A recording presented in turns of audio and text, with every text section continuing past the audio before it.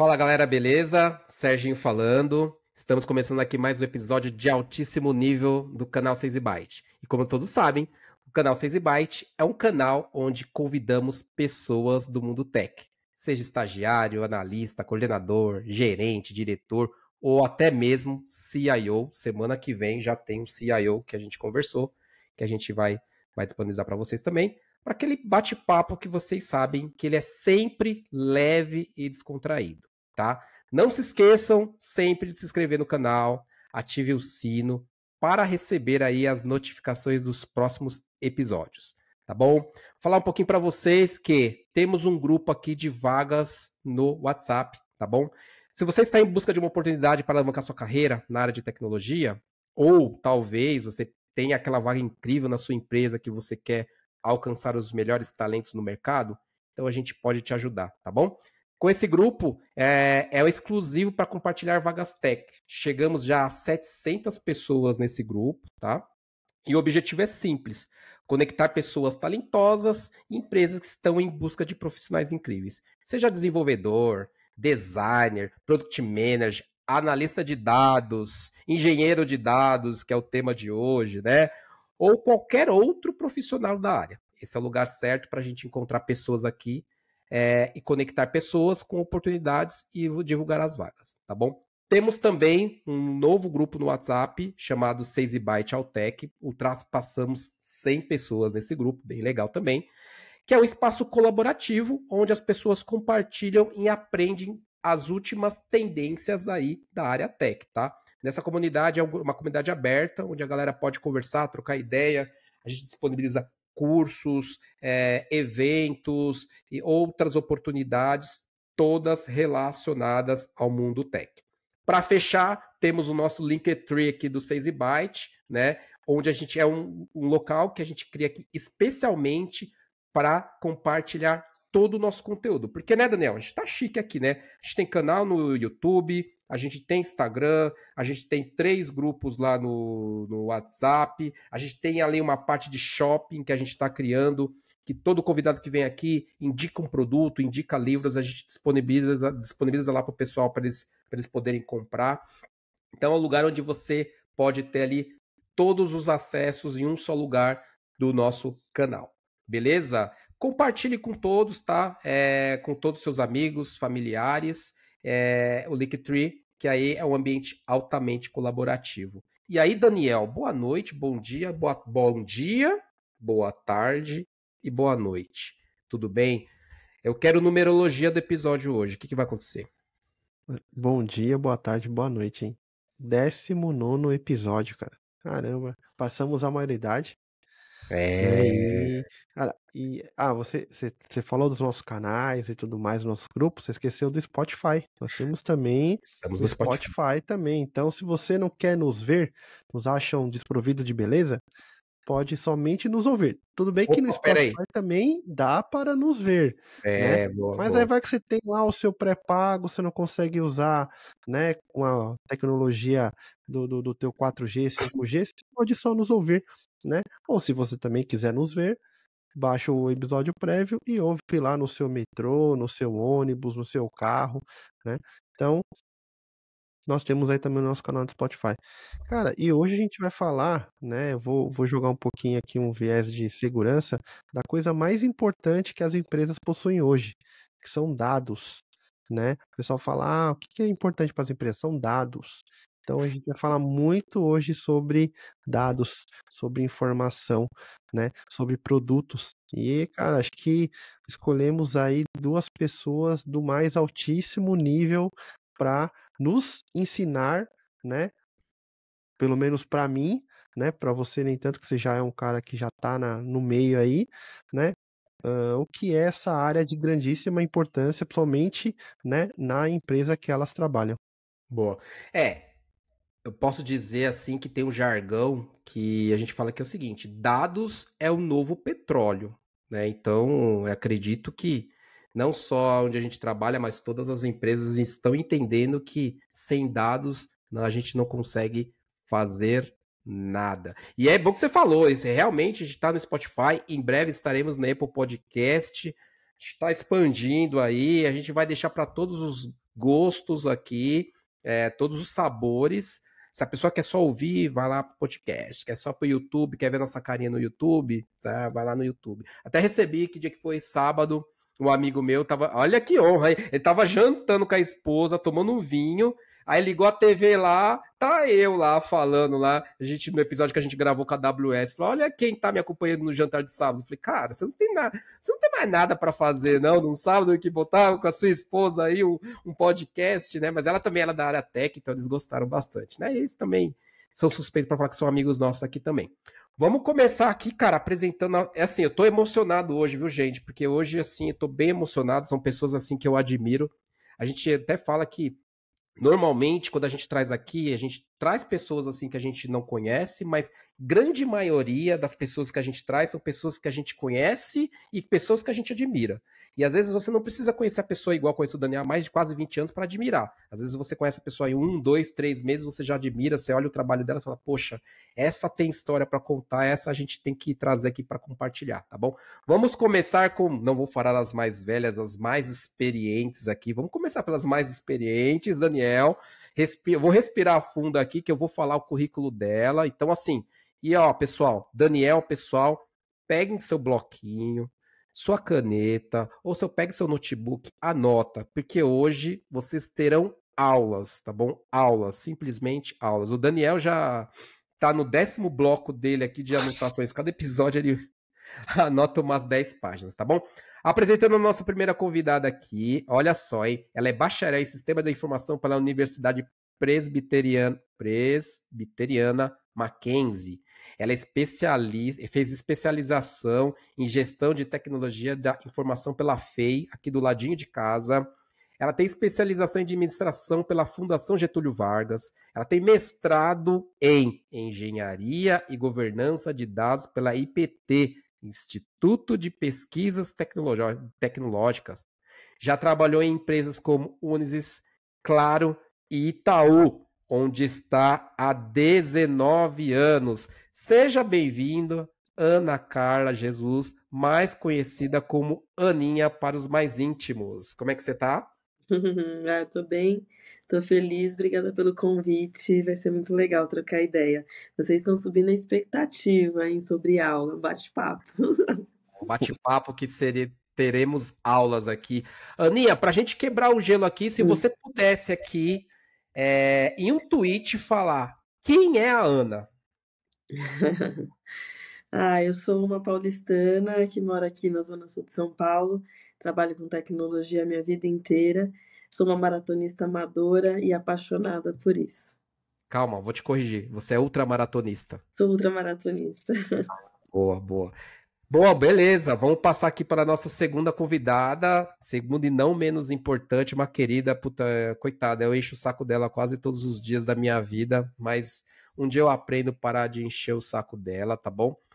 Ela é bacharel aqui. Ó, vamos comer. Olha só, Daniel. Ela é bacharel em comunicação social e jornalismo pela UFRJ. Aí depois a gente vai perguntar para ela, cara, o que viu em tecnologia, né? Se ela é formada em comunicação e jornalismo, tá? Cara, possui diversos cursos e também, né, certificações relacionadas à gestão de produtos e dados, então a gente meio que já denunciou, né, qual é a área dela. Trabalhou em diversas empresas como Globo, a famosa Plim Plim, Ímpar, Magazine Luiza e atualmente é Data Product Manager no Itaú Unibanco. Seja bem-vinda, Larissa Rios, mais conhecida aqui pelos íntimos como Lari. Bom dia, boa tarde, boa noite. Obrigada aí pelo convite. Vou fazer a atualização agora, que eu sou oficialmente pós-graduanda em gestão de tecnologia também. Muito obrigada pelo convite, estou muito animada para estar aqui com vocês. Boa! E aí, até repetindo aqui a pergunta que eu fiz para a Aninha, Lari, se você pudesse aqui sintetizar em um tweet quem é a Lari, como você diria? Boa, carioca, flamenguista, jornalista faladeira, mas sempre fui apaixonada por dados e tecnologia, corredora amadora, sonhando em um dia ser maratonista, que nem a Aninha, Eu também sou, viu? Me desculpa, eu também sou, tá? Capoeirista, então quem estiver vendo no YouTube vai ver aqui meu quadro no fundo, um pedacinho do meu berimbau. E acho que é apaixonada por falar e divulgar a palavra de produtos de dados. Então, assim, Sérgio, pode encher meu saco e faz parte do meu trabalho também. Eu adoro muito falar, tá sempre aí compartilhando conteúdo sobre isso. Boa, perfeito, perfeito. Então, a gente vai começar aqui, Daniel, você já viu o nível que vai ser o negócio aqui, né? Você já sabe, o nível vai ser um nível diferenciado. Eu vou começar aqui pela Aninha, né? Então, a gente falou bastante aqui da carreira dela, e depois a gente passa para a Lari também. Aninha, assim, pelo que a gente sabe, você sempre trabalhou com tecnologia, desde a época da Unisys, tudo, mas assim, você começou com tecnologia ou você já teve alguma outra, você já trabalhou em algum outro cargo? Uhum. Eu sempre trabalhei com tecnologia, porque na minha época eu podia fazer o colegial técnico. E muito por influência e orientação da minha mãe, ela falava: Poxa, vai fazer colegial técnico porque é uma porta de entrada para o mercado de trabalho. Então eu fiz colegial técnico em informática na época. Eu comecei a trabalhar com 15 anos em suporte técnico. Primeiro estágio, né? Depois eu fui contratada lá na Unisys e desde então eu trabalho em tecnologia. Então eu trabalhei em suporte técnico, depois com desenvolvimento de sistemas usando a linguagem de programação Java. Aí quando eu entrei no banco comecei a trabalhar com desenvolvimento em mainframe. Aí migrei para a área de dados, trabalhei bastante tempo também com gestão de projetos e atualmente estou em governança de dados. Então, assim, por diversas áreas, né, da tecnologia, mas sempre trabalhei em tecnologia. Boa, mas assim, você sempre teve vontade de trabalhar com tecnologia ou você já passou e pensou assim, poxa, eu vou até falar, vocês vão rir, mas não riam, por favor. Quando eu era mais novo, eu tinha um sonho de ser caminhoneiro. Porque eu tinha 2 tios meus, né, o Daniel da risada, que eu sempre falo isso, né? Mas assim, meus tios eram caminhoneiros, né? E a gente sempre se espelha nos mais velhos, né? Quem a gente admira. E eu lembro quando eu era mais moleque, assim, meu tio chegava com o caminhão, aí eu andava com ele no caminhão, tinha esse sonho. Mas, cara, aí a vida, você vai mudando, você vai estudando, você vai crescendo, né? Você vai conhecendo outras coisas e aí eu acabei indo para a área tech também, né? Mas você sempre teve essa vontade, assim, a partir do curso que você fez ou não? Você já pensou assim? Eu gostava muito de exatas, então na escola a matemática era a minha matéria preferida. E quando eu entrei no colegial técnico, eu me apaixonei. Então, assim, eu acho que tem diversas áreas muito interessantes, né, que me fazem também me interessar, mas para trabalhar eu sempre pensei, sempre me imaginei, me vi trabalhando em tecnologia. Adoro. Boa, boa. E você, Lari, o que a gente falou aqui no início da sua carreira, né? E você é formado em jornalismo, né, cara? Conta pra gente um pouquinho dessa história de sair de jornalismo e começar a ter esse amor por tecnologia e dados. Como é que foi, cara? Então, acho que meu caso é bem parecido com o da Ana. Eu sempre fui uma pessoa de exatas, eu era muito boa em matemática, em física. Até os meus 15 anos, eu jurava que eu ia fazer engenharia mecânica e estudar no ITA e fazer avião. Era isso, assim. Vou pro ITA aprender a fazer motor de avião e estudava muito matemática. Só que acho que na adolescência ali, né, que eu acho que é quando a gente tem mais essa construção de opinião e tudo mais, eu sempre fui muito faladeira, muito expansiva, adorava aparecer, me apaixonei pela leitura, comecei a escrever, então eu escrevia muito, produzia muita coisa, na escola se tinha teatro, eu estava escrevendo peça, fazia redação, e aí fiquei sempre muito dividida, então, ai meu Deus, socorro, vou pra comunicação, fico na engenharia. E aí, apesar de gostar muito de matemática, na época ali o amor pelo jornalismo, pela produção de conteúdo, acho que tinha também uma questão de um senso de justiça muito forte, que é uma profissão que o jornalismo traz, assim. Falei, vou ser jornalista e vou mudar o mundo e serei a próxima Glória Maria. E entrei, assim, muito na faculdade. Só que toda a minha trajetória, né, acho que apesar de eu ter entrado na comunicação e de eu ter vivido, de eu ter amado, de eu utilizar muita coisa do jornalismo no meu dia a dia hoje, eu acabei que eu nunca tirei o pezinho ali do mundo de dados. Então, meu primeiro estágio foi numa revista de jornalismo de dados, vendo jornalistas usando Python para criar matéria. Tipo, minerando dados, usando lei de acesso à informação. Quando eu fui pra Globo também, acho que era num contexto muito onde todo mundo já estava falando dados é um novo petróleo, onde a Globo estava mudando o posicionamento de deixar de ser uma empresa de mídia e entretenimento para ser uma empresa que eles chamam hoje Media Tech. Então, vamos passar por uma transformação digital, vamos passar a usar dados em tudo. E aí o time de comunicação deixa de ser um time norteado por senso, criatividade e feeling, e a gente passa a ser cobrado por conteúdos e dados e pesquisas e insights por trás disso. E aí, na época, assim, eu era menina que gostava ali de usar, então dá um Excel pra ela fazer, dá um negócio pra ela construir, deixa ela cuidar dessa parte mais analítica, já que ela gosta e se interessa pelo assunto. Então, apesar de ser, na época, estagiária de comunicação, eu passava a maior parte do meu dia analisando dados do que necessariamente fazendo comunicação. E aí fui virar analista de BI, então, tipo assim, saí desse estágio falando, jornalismo out, não quero mais. E aí fui trabalhar com BI dentro de uma empresa que estava começando a construir produto, foi quando eu conheci essa cadeira de PM, e aí daí pra frente, acho que todas as minhas experiências eu sempre muito data-driven, product data-driven, né, porque eu também, acho que desde que eu conheci a disciplina de produto, eu entendi que eu queria ser produteira, gosto de trabalhar com produto, amo trabalhar com produtos de dados, e aí eu acho que hoje, assim, apesar de não exercer a profissão de jornalista, eu me vejo fazendo muita coisa de jornalismo. Então, quando você vai fazer um discovery, quando você vai fazer uma entrevista com o usuário, quando você vai rodar uma pesquisa, eu uso técnicas de entrevista que eu aprendi na faculdade. Então, assim, no final, eu acho que aquela coisa meio Hannah Montana, o melhor dos dois mundos, eu achei um jeito ali de juntar várias coisas que eu gostava dentro de um escopo. Boa, perfeito. Nossa, perfeito.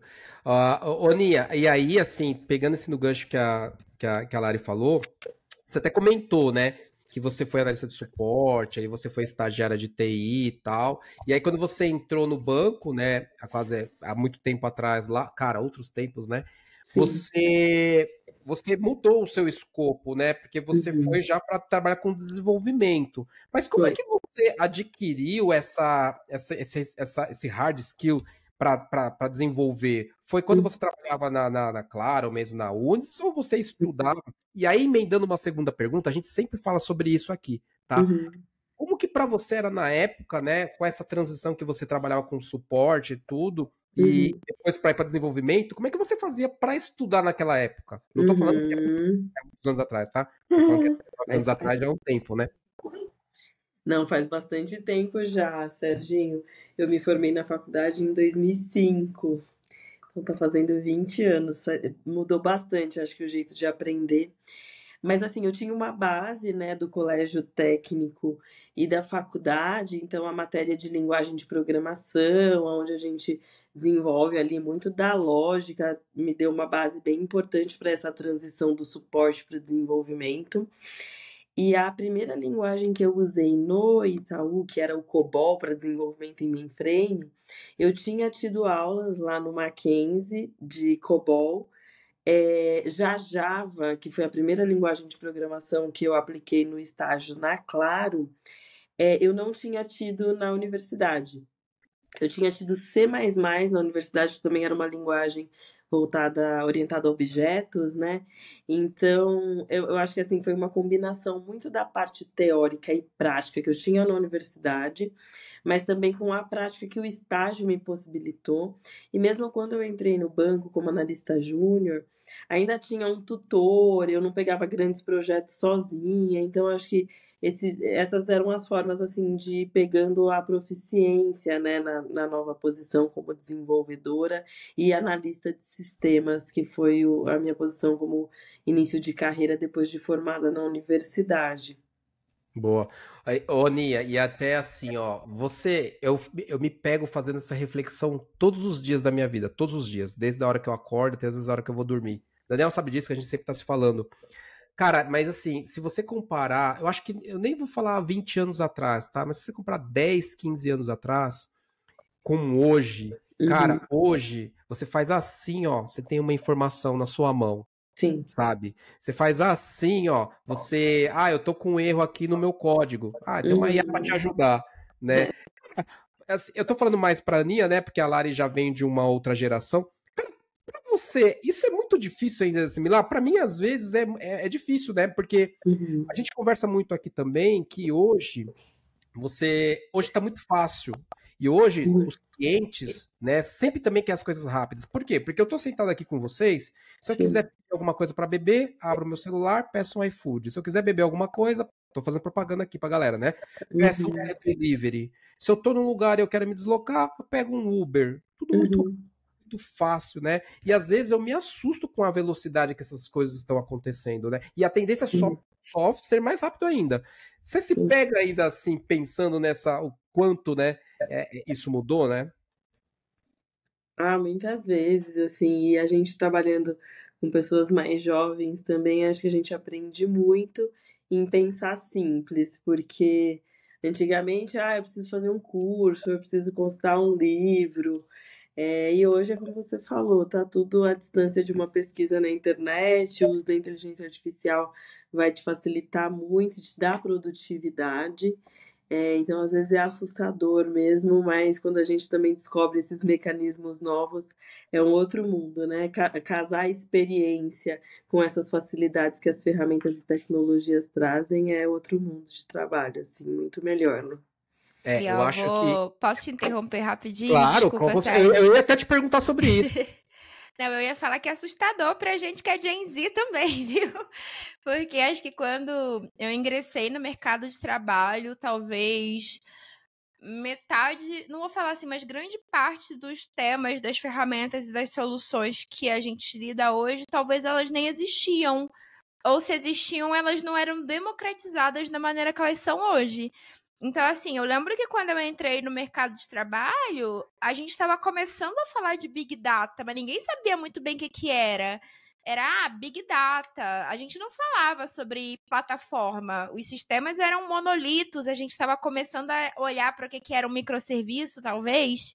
Então, assim, enfim, tudo que a gente fala hoje, que talvez seja muito óbvio, foi uma transformação que aconteceu, sei lá, em 5 anos, 6 anos. Então também é assustador aqui pra quem entrou no mercado de trabalho. A Ana comentou aí que ela se formou em 2005, né? Terminou a faculdade em 2005. Foi o ano que eu me formei também, né? E em ciência da computação. Então, assim, cara, lembro que na época você fazia os projetinhos lá de programação, você levava no disquete, né? Não tinha, tinha e-mail, lógico, mas para você ter informação lá rápido era no disquete. Então você levava 2, 3 disquetes lá no fichário lá e se um desse problema você já tinha o segundo, era assim, né? Exato. A informação a gente tinha por já ter passado, né? Passou o bug do milênio, né? A gente já estava numa evolução tecnológica já, né? Já no passado, o primeiro milênio, né? E aí, putz, do salto que deu, né, de 2005 até 2025, você falar 20 anos é muito tempo. Cara, mas é pouquíssimo tempo para a evolução tecnológica que a gente tá tendo, né? E a cada ano que passa, a evolução está sendo mais rápida. Eu estava tendo essa conversa, inclusive, hoje no café, lá depois do almoço, estava conversando com colegas de trabalho sobre isso. Fala, e a próxima geração, como é que vai ser? Né? A gente foi a última geração que estudou sem o auxílio da internet, né? Sem ter smartphone. Né? Como é que vai ser as próximas? Né? Então é um negócio que foi o que o Sérgio falou, assusta. Não, assusta, mas assim, né? No bom sentido, né? Vamos colocar no bom sentido. Não, com certeza, no bom sentido. Mas eu digo assim que eu acredito que a gente que veio de uma geração mais assim, que a gente é mais experiente, que você falou, a gente usava disquete, depois começou a usar CD. Minha sobrinha não sabe o que é um CD, ela não sabe o que é uma fita cassete, ela não sabe. Eu fui perguntar a ela, o que é isso, né? Entendeu? Então, assim, eu acho que a gente acaba, eu não sei se é correto falar, mas pelo menos eu dou muito mais valor à informação hoje, porque eu lembro como a gente ralava no passado para obter informação, e hoje é muito mais rápido. E a gente dá muito mais valor. entendeu? Porque falar, a gente era da época que tinha que ir na biblioteca, ir lá, pegar o livro para fazer o trabalho. Hoje não, cara. Hoje nem precisa mais do Google, né? O cara abre o chat GPT lá, já faz quase todo o trabalho dele lá, né? Ô, Lari, e aí, pegando um pouquinho nesse gancho, cara, aí você falou muito dessa trajetória ali rapidamente, mas eu queria voltar um pouquinho, né? Como é que foi para você, assim, na época que você estava no estágio lá na Globo, sair dessa fase do estágio, né, e já ir para... Aí você acabou não, pelo que a gente viu aqui, você não ficou na Globo ali, foi efetivado algo do gênero, você saiu para uma outra empresa, né? Mas você saiu porque você conseguiu uma nova oportunidade, ou porque lá encerrou o ciclo de estágio na Globo? Como é que foi para você essa virada de chave, tá? Boa. Então, acho que contextualizando, né, tempos e movimentos, eu me formei na pandemia. Então, eu comecei a trabalhar, como sair do estágio e ir para uma posição de CLT na pandemia. Então, era um momento que eu acho que para procurar emprego, num geral, pelo menos falando lá onde eu estava, cenário Rio de Janeiro, Globo, comunicação, muito caótico, gente. Eu já sabia que eu não queria seguir trabalhando com comunicação. Então, um pouquinho antes da pandemia, eu já tinha começado a aplicar para posições de analista de BI, analista de insights, inteligência de mercado, dentro da própria Globo, já tentando fazer esse movimento de carreira, mas veio pandemia, congelou vaga, congelou posição, o pessoal só contratava dev, PM e engenheiro, gente. E aí, essa empresa que eu trabalhei, ela é uma empresa que ela era fornecedora para a própria Globo, então eles eram parceiros da Globo, já tinha ali, de certa maneira, um contato, aí, enfim, aí é aquela coisa de networking, né, que a gente vai fazendo também, acho que é a importância de você ter essas conexões. Então, eles eram uma empresa que já tinha ali um certo contato com a Globo, já tinha ali fornecedores e parceiros, aí, tipo, meu contrato estava próximo de encerrar, a gente tem uma posição aqui, tem uma menina procurando emprego, a gente conseguiu se conectar. Então, eu já sabia que no cenário onde eu estava não iam ter posições dentro ali da meu círculo pequeno de contatos, então lá nesse fornecedor, né, que era um parceiro, tinha, e eu fui para lá, fiz processo, tal, passei e fui para lá já, entrei inicialmente na área de comunicação, fiquei uns 3 meses, falei, não é para mim mesmo, aí migrei para a área de BI e fui trabalhar fazendo SQL, assim. Boa, mas, por exemplo, quando você migrou para a área de BI, a galera pergunta muito sobre isso, tá? Então, principalmente se você está fazendo mudança, se era uma área de comunicação, está mudando para uma área mais técnica. Sim. Mas como é que, assim, tudo bem que você já tinha aptidão, você gostava muito de matemática, você já tinha uma lógica muito apurada. Para você, essa mudança foi tranquila? Ou você precisou, cara, você passou por momentos caóticos lá? Não, eu acho que de início não foi tranquilo. Eu acho que fazer uma transição de carreira nunca é uma tarefa fácil. Acho que mesmo quando você está na sua própria cadeira, que você sai do seu contexto, você vai para outro, ainda assim sempre é desafiador. Então, acho que a minha sorte é que eu tive uma gestora excelente que olhou para o meu potencial, e aí a importância de você fazer gestão de pessoas, né? Entendeu que haveria uma curva de aprendizagem minha naquele momento. Então, sei lá, eu sabia, tinha tipo Excel avançado, mas se você me botasse um SQL, eu ia fazer uma query, where, from, tipo, o básico do básico. Nem nunca sequer tinha usado SQL na minha vida. Eu sabia o que era, já assisti algumas coisas no YouTube. E eu acho que eu fui muito honesta comigo mesma e honesta com a minha liderança em relação a qual era o meu momento. E eu acho que também o que corroborou foi a maturidade analítica do lugar onde eu estava. Então, naquele primeiro momento, eu não lidava, por exemplo, com volumes massivos, gigantes de dados. Então, muita coisa no início, e aí por conta do cliente, enfim, do momento que eu tava, eu conseguia fazer no Excel. E o que eu não, tipo, eu ia tentando ali no SQL, com queries e com outras ferramentas de análise, quando eu tinha que lidar com um volume um pouco maior. Então, tinha muito espaço para experimentar. Tinha uma cultura que aceitava que eu ia errar. Que eu acho que isso também é bom. É uma cultura que entendia o meu momento de aprendizado, que entendia que eu podia errar. E eu acho que tinha muito uma coisa também de uma humildade, que a gente não precisa pegar uma Ferrari para ir na padaria. Então, quando eu lidava, às vezes, com... Né, que lá a gente atendia não só os dados internos da própria empresa, mas a gente atendia clientes de mercado ali, com alguns serviços, consultoria, sei lá, Google Analytics e tudo mais. Então, às vezes, tinha um cliente que tinha o Google Analytics dele, que, cara, ele tinha um volume de dados muito pequeno, que eu não precisava usar ferramentas de BI avançadas para conseguir gerar uma visão para ele. Eu conseguia, tipo, atender ele com Excel e Power BI, ponto. Às vezes um Excel e um Google Data Studio estava atendendo. E tinham outros clientes que tinham um volume maior de dados, eram clientes com uma maturidade analítica maior, mas assim, não eram clientes, talvez, que naquele momento, dada a estratégia daquele cliente, eles iam dar para uma analista júnior também. Né? Tinham pessoas mais seniores no time para lidar com aquilo, e eu ali para estar do lado, aprendendo com aquelas pessoas. Então, acho que foi muito difícil para mim, mas eu acho que também tem aquele lado bom, que é aquela vontade de aprender, aquela vontade de se desenvolver, de tentar entender mais, assim, e de fazer essa leitura do cenário onde você tá. Eu acho que o lado bom de você fazer uma transição de carreira dentro da própria empresa que você já tá, é que você tem pessoas que já te conhecem, que você já tem relações criadas ali dentro. Isso facilitou muito o meu caminho. Então, até efetivamente a minha gestora me contratar, quantas conversas eu já não fiz com ela, sabe? Não foi, tipo, não foi eu aqui abrindo uma GUP da vida e indo para um cenário totalmente do zero. Então, acho que isso facilitou um pouco a minha vida, mas também não vou falar que foi fácil, porque não foi, assim. Era parar de trabalhar e estudar, assim, sabe? Entender, conseguir aprender sobre estatística, aprender ali regras básicas para eu não fazer uma análise tão enviesada, enfim, entendendo sobre as métricas que eram importantes para o cliente, para o negócio ali que eu estava analisando. Então, fui crescendo nesse sentido. Boa, perfeito. Cara, você falou, você comentou um ponto importante. Eu tive sorte, assim, que eu tive, assim, na minha vida. Tive, assim, vários gestores eu já tive.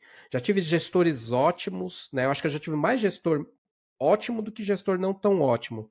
Mas, assim, o quanto é importante, né? A gente ter um gestor que nos ajuda, né? Que eu sempre falo que liderança, a gente tem que ter liderança por admiração, não liderança por medo, né? Então, quando você tem um gestor que você admira e ele te ajuda a direcionar, tem muito do seu comprometimento também, tá? Mas quando você tem o seu gestor ali que tipo, tá junto com você, tá te ajudando, tá te direcionando.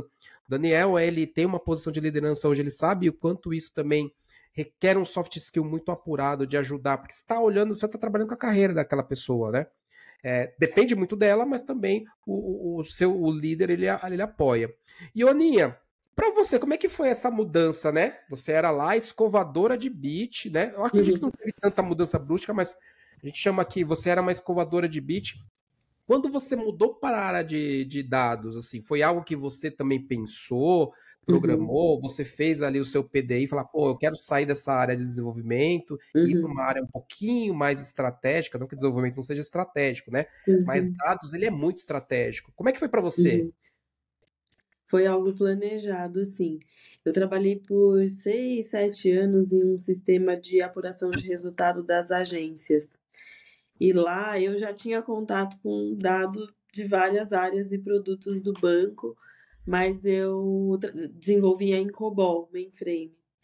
E aí eu comecei a pensar, poxa, eu quero aprender de baixa plataforma e conhecer de novas tecnologias, tal. Mas eu adorava o tempo que eu ficava ali analisando os dados para conferir, né, para homologar se o resultado do meu sistema estava correto ou não. Eu adorava ficar ali tateando os dados, né? Então, e na época estava se falando bastante sobre o quanto a área de dados estava crescendo, se tornando algo do dia a dia dos negócios e não somente dentro da tecnologia. Então, eu planejei e executei essa migração. Lá dentro do Itaú é super legal porque a gente tem essa possibilidade de fazer a migração de áreas, né? Assim, com processo seletivo interno. Então, eu estudei assim um pouco de baixa plataforma e migrei para a área de BI, que naquela época ainda era dentro da tecnologia. E aí eu conto que foi uma fase meio que um tiro que saiu pela culatra, porque eu mudei para essa superintendência na intenção de aprender mais de tecnologias e trabalhar com tecnologias de baixa plataforma, mas lá tinha necessidade de alguém para conduzir gestão de projetos. Era uma parte da atividade que ninguém lá da área queria fazer. E eu tinha acabado de tirar uma certificação em projetos e eu sempre gostei também dessa parte de planejamento, de conectar com áreas diferentes para a gente entregar algo em conjunto. E aí foi a primeira vez que eu trabalhei com gestão de projetos, na época ainda era PMI, PMBOK. E aí adorei, teve bom resultado, mas eu ainda estava com esse desejo de ficar ali batucando dado, né?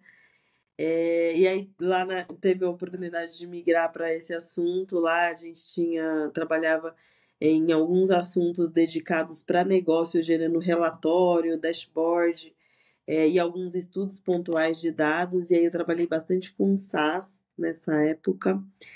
E nessa época eu era analista pleno.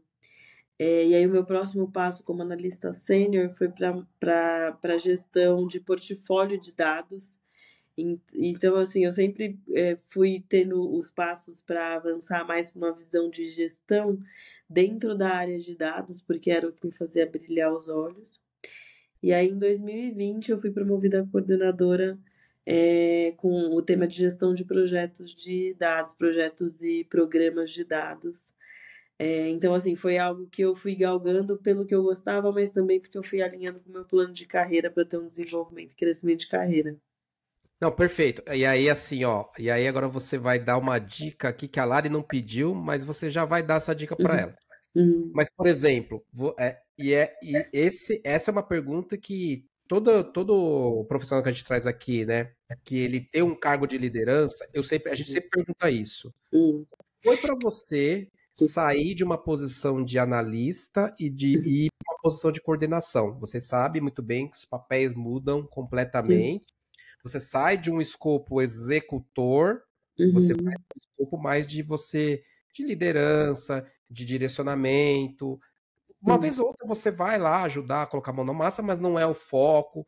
Como é que foi isso para você, né? Eu sei que você foi muito pautada no seu PDI, também estava no seu PDI, se você se preparou para isso, ou é algo que veio e falou, beleza, vou fazer, e você foi aprendendo com o tempo? Como é que foi para você isso? É aquilo que você só aprende mesmo quando já tá na cadeira, né? Não tem jeito. Por mais que tenha uma habilidade suas e experiências suas que te ajudem, só quando você tá ali de fato para aprender. E eu falo sempre que ter trabalhado com gestão de projetos e programas como analista me ajudou muito, porque você já precisa ter essa interlocução com times diferentes, de especialidades diferentes, e você não vai entregar todas as especialidades, né? Então você precisa influenciar, inspirar, trazer para quem está ali no seu time o porquê que tem que ser feita aquela entrega naquele prazo, com aquele nível de qualidade. E assim, é sempre um desafio porque é um exercício de confiança também, né? Você acreditar que você tem um time forte e profissionais qualificados ali para executar aquela tarefa. Você começa a ser também demandado por observar aquela atividade, quem que é a melhor pessoa para entregar no time. Então, você tem que tirar o seu dia a dia, né? O seu raciocínio da parte mais de entregar, de desenvolver de fato, para ter essa visão mais estratégica de como você organiza o time, como você interage com os times parceiros, como que está em contato com o seu cliente interno, né, para avaliar se de fato aquela demanda está sendo bem executada. E um fator que eu acho que é super importante também nessa fase de transição é que você nunca vai abandonar o técnico, que enquanto você é analista, você está ali no seu dia a dia. Porque para apoiar o seu time, para ter as discussões, para conseguir pensar na melhor solução ali junto, né, e ter essa liderança colaborativa que inspira, tal, você nunca vai desconectar do seu técnico, né? Então, é guardar isso e tentar se manter atualizado, mesmo que não seja ali na prática do dia a dia, mas pelas perguntas que você faz, pelas discussões de solução que você está avaliando o risco, ter o técnico como um grande ponto de suporte, não só na transição da posição de gestão, mas também no dia a dia de gestão. Boa, mas aí, ó, vamos ver, Daniel, se a Ana vai entrar na estatística aqui que a gente sabe, né? Para você, quando você mudou para cargo de liderança, qual foi o principal desafio, qual foi a principal dificuldade que você encontrou? A principal dificuldade. Vamos ver se ela Nossa, vai entrar para estatística aí, Daniel. Você é a mesma que todo mundo fala aqui, hein? Eu só não vou dar spoiler do que é, mas tudo bem. Ó, se é que teve, porque pode ser que você não, pô, para você foi natural e você não teve muita dificuldade, né? não, tem dificuldade sempre, né? Acho que assim, eu tinha muita preocupação de estar acompanhando o PDI do meu time, assim, e dando um desafio adequado para eles e para o momento de carreira deles. Mas acho que não era bem uma dificuldade, isso era mais uma preocupação minha, assim, pela responsabilidade que você adquire, né? Então, eu vou para trazer uma dificuldade. Eu acho que a interlocução com times parceiros para você casar as entregas é o que mais me tirava ali o sossego no dia a dia. A principal dificuldade era essa interlocução com times parceiros para combinar as entregas. E agora eu fiquei Então, curiosa. Daniel, não entrou ela não não entrou foi. na estatística, É, porque assim, ó, 99,9999%, a gente tá falando de disponibilidade aqui, né? Mas hum, 99,99% das pessoas falam que a principal dificuldade é sair do operacional, sabe? sim. Depende de pessoa que executava muito, Largar o osso. é o Deixar famoso o. largar o osso, né? Porque assim, principalmente, né, Aninha, eu já tive papel de liderança, não no banco, Uhum, lugares onde eu trabalhei, e era uma dificuldade enorme minha, que assim, deixa até um ponto para a Lari, né? Assim, porque às vezes, quando você executa muito, uhum, e você sabe ali como que faz tudo, e você muda o seu escopo, você tem que sair, você não pode mais fazer, você tem que apoiar. E aí, sim. principalmente quando você tem um prazo para entregar, por exemplo, que a gente Uhum, sempre está é pautando tentador. prazos, e você sabe que você faria eles dentro de um prazo, mas você não pode pegar e fazer. Você É. tem que chegar e direcionar o seu time para o melhor caminho, mas você tem que Uhum, deixar o time fazer. E a gente total. sabe que a minha velocidade não é a velocidade do Daniel, não é a velocidade Sim. da Lari, não é a velocidade sua, né? Então, assim, a principal dificuldade que a galera fala é essa, tipo, Tirar a de mão. tirar a mão e largar o osso, né? Mas aí não foi o seu caso. Não, não foi. Boa. Ô, Lari, e aí, agora falando de você aqui, como é que foi, né? Aí a gente falou lá da outra empresa, que você já era CLT, já era analista.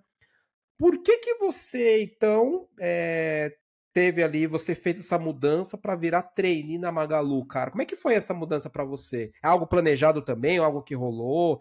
Como é que foi? Não, foi um movimento super planejado, até porque Hum. envolveu uma mudança total da minha vida, né? Eu deixei a minha família, saí de lá, mudei para São Paulo, onde eu não conhecia nada nem ninguém, com 2 malas e um sonho. Então, sim, foi um movimento planejado. Eu estava na empresa que se chama Ímpar, estava feliz lá, tá satisfeita. Mas eu sabia, assim, que as minhas possibilidades de crescimento de carreira, elas eram limitadas dentro do contexto. Era uma empresa menor, né? Tem menos times, menos possibilidade de crescimento. Era um time, é uma startup. Então tem aquele, entre aspas, risco, né? Pode ser que o negócio decole, pode ser que o negócio não decole. Então eu já estava um pouco com essa ambição de, em algum momento, eu sabia que eu queria ir para uma empresa um pouco maior, para ter uma sensação de estabilidade. E eu queria muito ter uma visão de negócio, assim, eu sou uma pessoa relativamente muito curiosa. E eu acho que eu gosto dessa coisa de estar aprendendo vários contextos. E aí, na época, eu tava lá na empresa, uma outra empresa que não é a Magalu, entrou em contato comigo, um RH de uma outra empresa, falando: olha, a gente tem um programa de trainee e tudo mais, e a gente tá querendo trazer mais diversidade para esse programa. Então, você topa fazer uma entrevista para um programa? Gente, assim, eu nem sabia o que era trainee. Quando esse primeiro contato aconteceu. Fui lá, enfim, participei do processo, não passei, mas descobri um mundo que eu não sabia que existia, né? Então, para quem estiver ouvindo e não conheceu, o Trainee é um programa de formação de liderança que propõe uma aceleração de carreira para pessoas que estão acabando de se formar na faculdade. Então, eles pegam pessoas ali recém-formadas, geralmente com até 2 anos de formado, colocam essas pessoas dentro de um programa de formação, e aí o programa vai depender de cada empresa, mas geralmente você faz um job rotation em áreas ali determinadas, onde você tem contato com os executivos, você participa de programas de projetos estratégicos, entregas ali relevantes para aquela empresa, porque a ideia é que você, em um ano, você tem a casca ali para já sair ou numa posição de liderança ou numa posição sênior, assim, né? Então, você tem a sua carreira acelerada. E aí eu não passei, né, nessa empresa, mas eu falei, caraca, que legal, que mundo é esse? Conhecer um monte de coisa. Também ter um salto financeiro, né, que querendo ou não, pra mim era importante, né, enquanto uma pessoa negra, que vem de uma situação, né, que eu, enfim, era pobrinha, né, ainda não sou rica, mas eu não tinha muito dinheiro. Então, eu falei, caraca, eu quero isso. E aí comecei a pesquisar algumas empresas que eu me identificava com a cultura, que tinham também abertura para trabalhar com áreas que eu queria trabalhar, então eu já sabia que eu queria trabalhar com dados ou com produto, e que tivesse possibilidade de ser alocado, e fui prestando alguns processos ali. Então, selecionei ali umas 5 empresas, me apliquei para o trainee delas, e aí eu passei no trainee do Magalu, fiz essa mudança para São Paulo, então foi planejado, eu me preparei para aquele processo, me preparei para as entrevistas, estudei ali, e foi uma mudança até porque, pensando bem, eu tinha na época 21 anos e tomei a decisão de me mudar para um estado onde eu não conhecia ninguém, não conhecia nada, e tipo, em prol dessa aceleração. Então foi uma decisão muito difícil, né? Na época, sim, mas acho que mudou a minha trajetória profissional. E é uma coisa que eu acho que eu sempre recomendo, indico, assim, pra todo mundo que eu conheço que tá ali no estágio, que tá se formando, que não sabe, não sei muito bem o que eu vou fazer. Vai trainee, cara, você vai conhecer tudo, assim. Eu passei pelo marketing, passei pelo financeiro, passei pela tecnologia, passei pelo jurídico. Então, assim, eu tive a oportunidade de conhecer muitas áreas, de desenvolver uma visão que talvez se eu já tivesse entrado no Magalu como analista de produto direto, eu não teria conseguido desenvolver. Então, acho que foi uma mudança de chave, sabe? E eu acho que isso gera um diferencial, assim, competitivo em relação a quem você é como profissional perante o mercado, assim. Eu acho que até tá no Itaú hoje, tô muito lá, muito com a senioridade que eu tenho, liderando as agendas que eu lidero, porque eu fui trainee, assim. Então, acho que foi um movimento super planejado, enfim, não só pelas hard skills que você desenvolve, mas durante o programa, geralmente, né, vai depender aí da empresa, mas você tem acesso a muita capacitação, a muito workshop. Então, apesar de hoje eu não estar no cargo de liderança, eu passei um ano sendo preparada para sentar nessa cadeira. E no Magalu eu até sentei, né? Lá no Magalu, com um ano eu fui promovida, eu estava numa cadeira de especialista, né? Lá os PMs são o nível especialista. Então, eu cheguei a sentar numa cadeira de liderança, enfim. Também, quando a gente é PM, a gente é liderança, né? A gente lidera ali a squad, a gente lidera aquele produto, a gente lidera uma estratégia. Então, acho que foi muito importante, assim, para trazer essa maturidade. Boa, mas assim, cara, uma dúvida, Lari. Como é que foi pra você? Você morava com seus pais, né? Que você comentou, né? Como é que foi pra Sim. você? Não entendi? Sim, morava com a minha mãe. Sua mãe, né? Como é que foi pra você, assim, pô, você morava com sua mãe e falar, puta, eu vou embora, pegar minhas malas e vou embora pra São Paulo. Como é que foi isso pra você, pra sua mãe? Você sabe, mãe é mãe, né? Como é que foi isso pra você, assim? Porque quando você se prepara, teoricamente, você não se prepara pra mudar de estado. Teoricamente, né? E como é que foi pra você essa mudança, assim, pô, ter que procurar lugar pra morar em São Paulo, ter que sair, ter que mudar, aí você já começa a passar um tempo sozinho, sozinha, tem a questão da solidão. Como é que foi pra você isso tudo, né? Eu acho que foi muito difícil, né? Ainda é muito difícil. Eu não vou falar pra vocês que eu amo São Paulo. Se eu pudesse morar no Rio de Janeiro, eu morava no Rio de Janeiro. Mas acho que o mais difícil é você ficar longe da família, né? Obviamente, é sempre um movimento bem difícil, mas eu acho que no final das contas, o que eu penso todos os dias e o que sempre faz com que eu continue é que eu entendo que vale a pena, sabe? Eu acho que vale a pena. Então, é difícil estar longe da família, mas eu acho que eu tenho né? Pra mim, querendo ou não, o Rio de Janeiro é perto. Eu consigo estar lá. No início, por exemplo, eu ia pro Rio de Janeiro de 15 em 15 dias, eu conseguia fazer isso. Todo feriado eu tô lá. Esse final de agora tá vindo vários feriados ali, abril, maio, vou pra lá várias vezes. De avião você demora 45 minutos, então quando tem promoção ali, você consegue ir também super rápido. Então, eu tenho essa possibilidade e eu acho que você trabalhar nesse formato híbrido, ele também te possibilita, óbvio, certa flexibilidade. Tem limitações, tem uns dias que eu preciso estar no escritório, mas eu tenho uma flexibilidade um pouco maior do que quem trabalha 100% presencial. E eu acho que isso sempre foi muito importante para mim. Então, óbvio que sofro muito. Aqui é muito frio, a cultura é diferente, não tem colinho de mamãe quando a gente precisa. Mas, ao mesmo tempo, é isso. Eu sinto que vale a pena. Acho que aqui me promove oportunidades que eu não teria morando no Rio de Janeiro. E, consequentemente, eu ter oportunidade gera oportunidade para as pessoas que estão ali da minha família, enfim, né? De eu ser essa agente de transformação para eles também. Então, eu fui a primeira pessoa da minha família a me formar no ensino superior. Eu fui a primeira de muitas coisas na minha família. E aí eu acho que hoje eu já não sou mais a única da minha família dentro desses lugares. E muito porque é isso, né? A gente vai abrindo portas e possibilitando caminhos.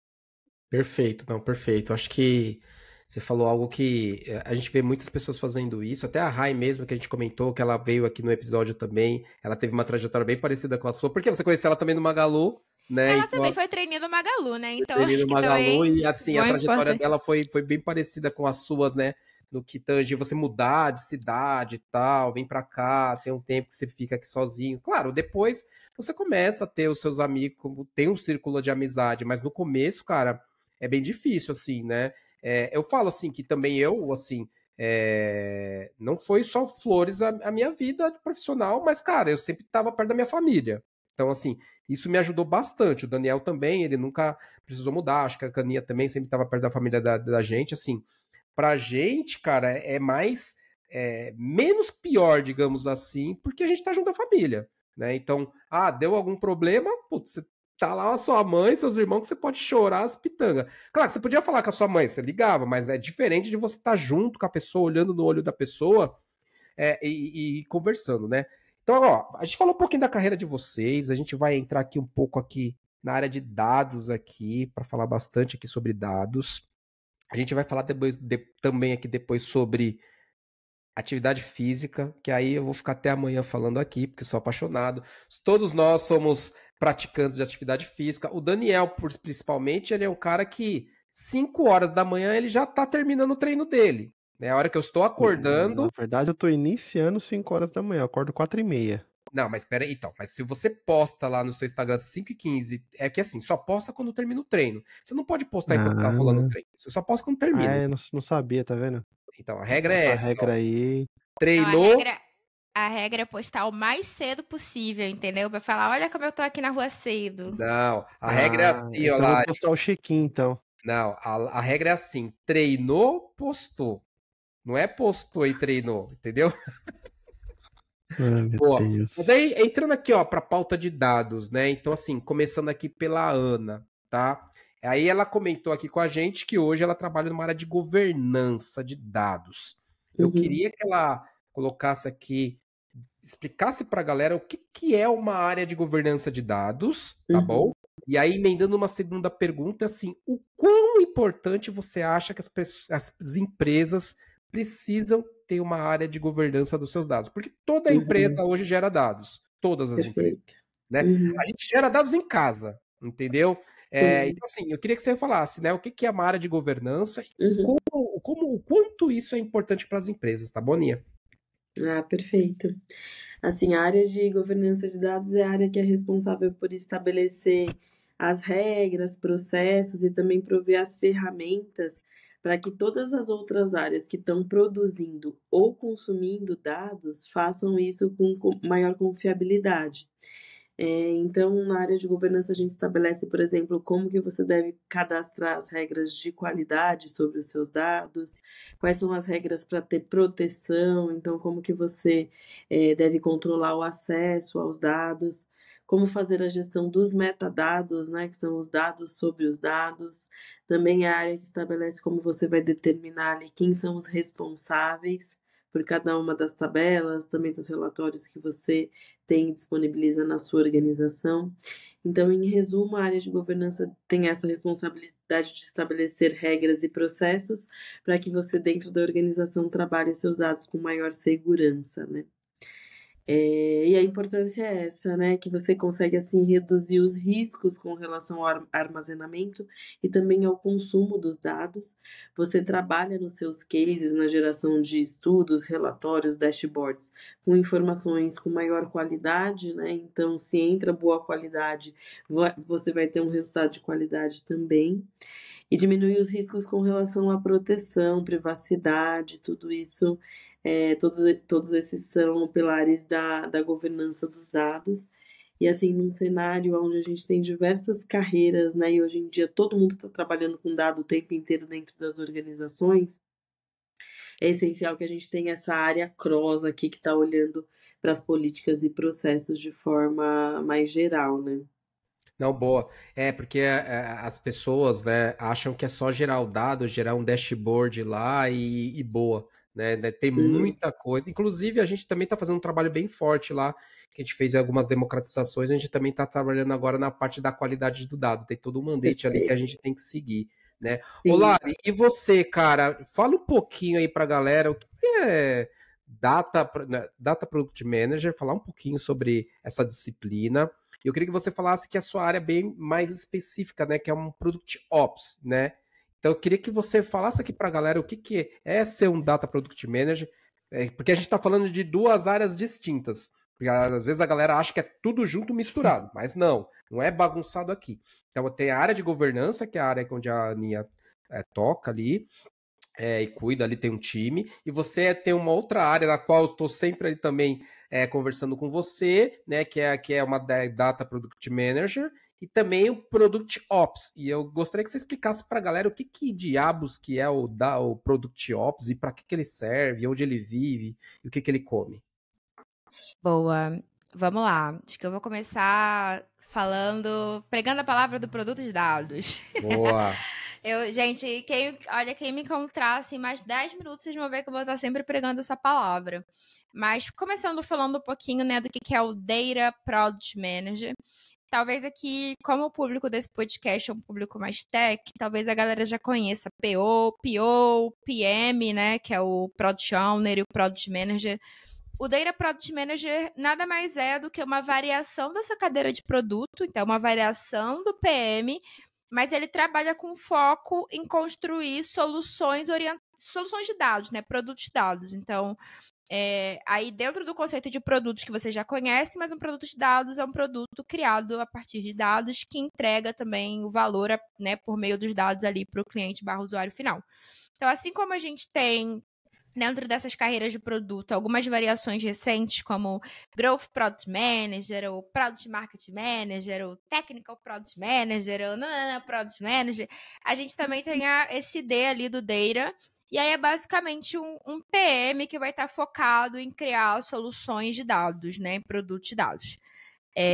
Então, eu trabalhei com isso por um bom tempo, criei ali boas soluções, né, de dados ali. Acho que atuei tanto quando eu estava lá na Ímpar, né, que eles tinham algumas soluções que eles vendiam para clientes externos, quanto no Magalu, né, eu passei aí todo o meu pós-trainee trabalhando com produtos de dados e também com produtos digitais. E aí, no Itaú, né, desde agosto do ano de 2024, do ano passado, eu assumi um desafio de Protops, né? Então, é o que a gente chama no mercado de Product Operations.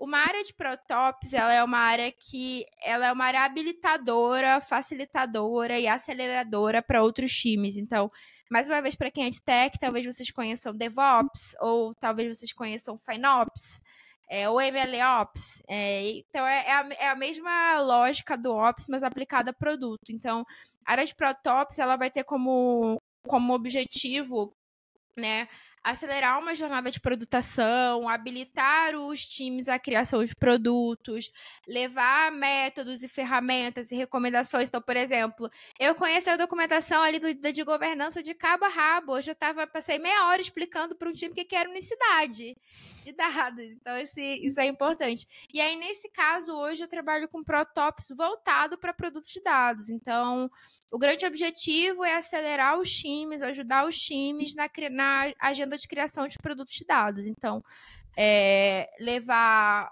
frameworks, metodologias de produto, né, ferramentas e habilitadores que já existirem dentro do ecossistema Itaú para agenda de dados, né, explicar sobre a importância e o valor que isso gera para o negócio, entender onde estão as dores dentro de uma jornada de produtação, direcionar, construir capacitações, são algumas das atividades que estão dentro de um time de Ops. Então, por exemplo, semana passada, o Serginho me viu aí palestrando na Semana de Tech.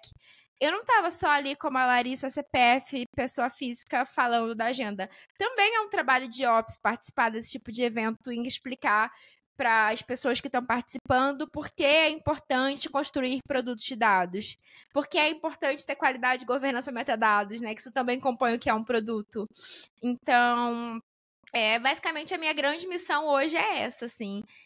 Ajudar os times a construir produtos de dados e produtos de dados que de fato entreguem valor, que sejam confiáveis, seguros, enfim, habilitados ali ao consumo dos usuários. E aí eu acho que o mercado, eu sou tagarelar, qualquer coisa me interrompa, né? Mas acho que o mercado tem avançado bastante aí, né? Enxergado que o trabalho do produteiro hoje tá muito, talvez muitos profissionais de produto relatam que eles passam mais tempo em reunião, passam mais tempo priorizando do que de fato envisionando um produto, definindo uma estratégia, atuando com esse olhar de métricas. Então, a ideia também de uma área no Prototops, num geral, geralmente é entender onde estão esses gaps e como que a gente pode facilitar essa jornada sem levar burocracia. E aí, no meu caso, eu vou continuar fazendo isso, mas olhando para esse viés de produtos de dados. Então, o Itaú tem uma área de Prototops macro, um guarda-chuva mãe ali, que vai olhar para todos os PMs, e o time onde eu estou alocada vai estar olhando aí para os PMs de dados. Perfeito. E aí, Daniel tá doido para fazer pergunta aqui, mas eu quero, antes de mais nada, eu ainda quero fazer uma outra pergunta para ela dar uma aulinha aqui grátis para a galera. Até que ela comentou na Semana de Tecnologia, ela deu uma aula, ela fez uma analogia muito legal sobre produto de dados, que a galera pode ter dúvidas. Mas, o Daniel, assim, isso é legal, porque assim, o trabalho, sintetizando aqui para você e para a galera também, né? Tudo isso que a Lari falou. A área da Lari é uma área assim que apoia também todos os Data Product Managers. Então, eu sou uma área que consumo muito da área da Lari. O quê? Melhores práticas, né? Como fazer. Por exemplo, eu vou participar de um Discovery e às vezes a gente tem dúvida, a gente chama o time dela para apoiar. Tudo isso para a gente levar as melhores práticas e padrões. A mesma coisa quando a gente fala de qualidade de dados. Então, quando você faz um processo que a gente está democratizando os nossos dados, que depois eu quero que elas falem um pouquinho sobre democratização no modelo geral, o que é isso, a gente tem que levar com o mínimo de qualidade. Então, por exemplo, quando eu democratizo um dado que todo dia eu tenho ele, por exemplo, eu tenho que gerar esse dado todo dia, se ele não gera, eu tenho que ser notificado para entender o porquê que ele não gerou. Então, se eu espero aquele dado que ele venha, por exemplo, um número inteiro, ele está vindo um caractere, ele também, a qualidade olha um pouquinho para isso, ele também vai me dizer ali, vai através de indicadores, até de observabilidade, se aquele dado está coerente ou não. Mas antes do Daniel fazer a pergunta, Lari, dá aquela aulinha grátis para a gente aqui, o que é um produto de dados, aquela analogia bem legal que você usa sobre produto de dados, tá bom? Boa. Eu acho que, até explicando a analogia, tem 2 pontos talvez que a gente possa falar. O primeiro deles é dados como produto, que aí eu acho que é onde entra essa analogia. Então, um dos pilares ali do Data Mesh, que é a conceituação, metodologia / arquitetura que a gente trabalha aqui no Itaú e que outras empresas trabalham no mercado, tem como pilar você tratar os seus dados como produto. E aí, acho que a analogia que a gente fez é muito a do mercadinho. Então, quando você vai no mercado... Essa aí, pode falar do mercado. Quando você vai no mercadinho, você tem o corredor do laticínio, você vai ter o corredor do produto de limpeza, você vai ter o corredor da mercearia, e você sabe exatamente onde está aquela informação, porque ela está categorizada ali dentro daquele corredor.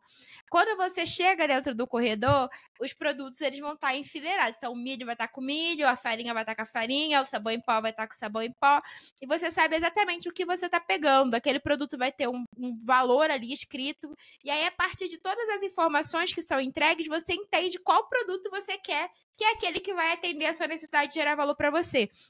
tratar dados como produto é literalmente a mesma coisa. Então, a gente tem o que a gente chama de domínios de dados, que a gente pode falar que são os corredores do supermercado. A gente tem ali os metadados, a gente tem as informações, essa visão de produto, a gente tem a necessidade que a gente tem de que aquele dado está atendendo, a gente tem o valor. Então, quando a gente trata dados como produto, a gente garante que aquele dado vai estar fornecendo soluções reais para um cliente final, assim como tão fácil quanto pegar um produto numa prateleira de mercado. E aí é trazendo a visão de produto para esses dados que a gente constrói produtos de dados. Então, o que são de fato produtos de dados? São soluções construídas que entregam valor e são criadas a partir de dados. E aí, trazendo alguns exemplos de produtos de dados que a gente tem. A gente tem os mais famosos, assim, né? A gente tem os algoritmos de recomendação. Então, por exemplo, quando eu abrir aqui a Netflix e todo mundo aqui abrir a Netflix, a gente vai ver uma home completamente diferente. Então, ninguém vai ver aqui a mesma indicação de filme e série. Por quê? Porque por trás existe um algoritmo que, a partir dos dados que você produz, do que você assiste, que horas você assiste, quanto tempo você assiste e N outras variáveis, entende o seu comportamento e, a partir disso, cria sugestões. E aí, até trazendo um exemplo, imagina se todos os dados sobre a Larissa na base da Netflix fossem bagunçados, não tivessem qualidade. A gente não ia conseguir fazer sugestões boas e, consequentemente, eu não ia querer assistir porque aquilo não ia fazer sentido para mim. Outros exemplos de produtos de dados. Então, a gente tem aqueles produtos mais analíticos, que aí são as tabelas, né, os datasets, e aí, enfim, o nome aqui vai depender da maneira como a sua empresa trabalha, mas você pode... Algumas empresas trabalham com arquitetura medalhão, vão ter empresas que vão trabalhar com outras nomenclaturas, mas a gente pensa no cenário de tabela, a gente tem dashboards, a gente tem modelos de ciência de dados, então um modelo preditivo, um algoritmo, soluções que usam machine learning ali, né, que é aprendizado de máquina, o próprio ChatGPT, AI, GenAI, são soluções de dados, são tipos de produtos de dados, então é uma escala ali que vai evoluindo desde você pegar o seu dado e colocar dentro do seu ambiente informacional até chegar lá no ChatGPT da vida, são soluções de dados que a gente vai trabalhando. Então, não sei se ficou claro, mas acho que, em pequeno resumo, é isso. Você aprendeu mais essa aí, Daniel? Olha, essa daí, cara, eu vou ter que assistir mais algumas vezes, porque é muito importante. E a analogia que ela fez, eu tava aqui pensando, eu falei, não, faz todo o sentido, porque hoje tudo que você consome, né, hoje as empresas, elas trabalham com aquilo que você consome do produto delas, né? Então, assim, ela deu o exemplo do Netflix, mas você pega hoje, né, todos os streamings são assim, a rede social é assim, né? Tem um documentário no Netflix que não lembro se é o Dilema das Redes. Acho que é esse, Dilema das Redes, que ele fala um pouco sobre a questão dos algoritmos que tem para te deixar, né, sempre lá preso àquela rede social, né? Então, isso é muito bacana. É muito bacana e, cara, eu já aprendi aqui, tá? Tava aqui anotando. Tá, mas, ô Daniel, vou até vender o jabá, que a Lari vendeu o jabá da Netflix, tá bom? Mas eu vou vender o jabá da nossa firma aqui, que eu chamo, que, por exemplo, na própria Home, quando você abre o Super App, então, por exemplo, vamos falar de Personalité, por exemplo. Cara, quando eu abro o meu Personalité, é diferente do Personalité da Ana, que é diferente do Personalité da Lari. Porque quando você entra no Itaú Shop para fazer uma compra, o que aparece para mim lá é diferente do que aparece para você, porque eles já usam esse algoritmo de recomendação. E isso está espalhado no app como um todo. Seja PJ, seja PF. Então, assim, o algoritmo de recomendação é um dos produtos de dados que eu acho que eu acho mais interessante, né? Porque, por exemplo, e isso o mercado usa. Ela deu o exemplo do Netflix, tem a Spotify, tem o Itaú, a própria Amazon, cara. Você entra lá no app da Amazon, ele traz, por exemplo, com base nos produtos que eu já comprei. Detalhe, né? Aquela loucura. Ele olha também o que eu pesquiso na internet. Isso que me deixa mais assustado. Às vezes a gente fala de algum produto aqui, às vezes a gente vai lá na Amazon, o produto tá lá te esperando, né?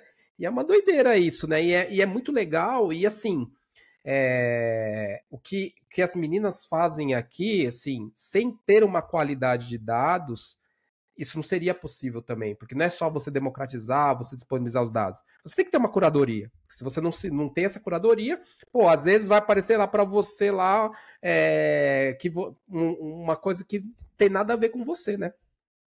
Fala aí, Daniel, o que você queria falar. Exatamente. Não, e é tudo lindo, maravilhoso, né? Mas aí eu queria perguntar para Ana, né, do tempo que ela tá, né, tratando com governança, um projeto desafiador que ela teve, né, um projeto e os desafios, né, assim que são que deixa a gente de cabelo em pé aí para essa né, questão da governança dos dados, né? Uhum. Bom, acho que eu não vou falar de um projeto específico, mas vou falar do desafio da área, assim, de forma geral, né? Como eu comentei no começo, é uma área cross. Então, desde o do primeiro momento ali que o Serginho comentou da democratização do dado, né? Porque todas as aplicações, todos os sistemas do banco estão gerando dado o tempo inteiro. Mas também precisa ter essa etapa de disponibilizar para o ambiente informacional, que é onde os analistas de dados vão ter o acesso ali para fazer os seus estudos, onde o engenheiro de dados vai ter acesso ao dado para criar os produtos de dados aqui, as diversas camadas de dados agregados que a gente tem. Tem que ter essa etapa da democratização. E também, como bem vocês discutiram, não basta disponibilizar o dado lá no Data Lake, no ambiente informacional, se a gente não tiver aplicado ali algumas das políticas e dos mandatos de governança de dado, né? Eu acho que um grande desafio que a gente tem aqui na área é engajar as diversas áreas do banco para, no mesmo momento que democratiza, já começar a colocar ali qualidade, então cadastrar as regras pensando que aquele dado não é só para você, mas que as diversas outras áreas, diversos outros domínios do banco vão estar consumindo aquela informação e eles não vão ter o mesmo domínio, o mesmo conhecimento que você tem sobre os seus dados, então é também sua responsabilidade como um produtor de estar disponibilizando dados com qualidade, de documentar esses dados num nível que, para uma pessoa que não está no dia a dia, vou dar o exemplo aqui dos dados de cartões, né? É um consumidor de um canal ou de contas correntes vai precisar entender aquele seu ativo de dados sem bater na sua porta para falar contigo. Então é importante que você perceba que ter os metadados e a documentação dos seus dados ali é essencial para o funcionamento do banco e para que as outras áreas, que as áreas consumidoras tenham autonomia. Então, acho que uma grande dificuldade, um grande desafio que a gente de governança de dados tem é engajar as diversas áreas produtoras de dados nessa agenda. E trazendo uma dificuldade que não é tanto da nossa área como escritório de governança, mas dos consumidores de dados como em geral, é de identificar quem que é o responsável por um determinado ativo de dados dentro da organização ou de um domínio de dado, porque tem uma agenda super importante de comunicação entre quem produz e quem consome, né? Então tem que casar ali as agendas quando um cientista de dados, por exemplo, precisa consumir uma informação para gerar o seu modelo. Muitas vezes esse dado ainda não está disponível, né? Então ele vai precisar bater lá na porta da área parceira e vamos engajar aqui no meu projeto, você disponibiliza esse dado para depois eu entrar na esteira de produção do modelo. Então acho que essa é uma dificuldade assim dos consumidores e não que está relacionada com a agenda de governança, né? A gente tem que estabelecer ali as regras e como que vai ser determinado o ownership para que essa comunicação entre produtor e consumidor seja mais fluida. Não, perfeito. E aí, Aninha, vou até complementar um pouco aqui a pergunta do Daniel, que fez muito bem. Mas assim, antes um comentário, né? Documentar eu acho que é um dos principais desafios, né? Mas assim, eu acho que a documentação como um todo, né? Não estou falando na parte de dados, mas a gente fala de documentação como um todo, cara, é uma certa dificuldade que a gente tem, né? No ambiente profissional como um todo. Ninguém quer documentar nada. Só quer fazer e boa e vamos lá. E aí você tentar educar as pessoas e mostrar o quão é importante você documentar, seja um dado, seja, por exemplo, uma aplicação, seja uma API, cara, é super importante. E aí, complementando, Aninha, essa pergunta do Daniel, cara, como que a gente mede ali, são os indicadores de sucesso para a gente saber que aquele dado está coerente, está conciso, assim? O que você entende que são os melhores indicadores, assim? Poxa, perfeito. E, Serginho, de fato, é uma agenda de aculturamento, né? Assim, acho que tem alguns indicadores que são super importantes. Primeiro, base que tem regras de qualidade cadastrada. Acho que esse é o primeiro ponto que a gente usa como indicador. Depois que você sabe se tem regra cadastrada ou não, é avaliar se aquele dado está atendendo às regras que foram cadastradas. Então, um score de qualidade é um segundo indicador. Também integridade de metadados é outro, porque dentro de eu vou usar o exemplo aqui de uma tabela que tenha, por exemplo, 10 atributos. Você precisa documentar, né, esses atributos, descrevê-los, fazer associação ali com qual a origem daqueles dados. Então, esse é um outro indicador. Aqueles dados têm integridade, aqueles metadados têm integridade ou não. Tem também um indicador de proteção dos dados, se aquele dado tem um aprovador cadastrado ou não. Então, tem diversos indicadores assim que a gente usa para avaliar a maturidade em governança de dados de uma área, de um ativo. Perfeito, perfeito.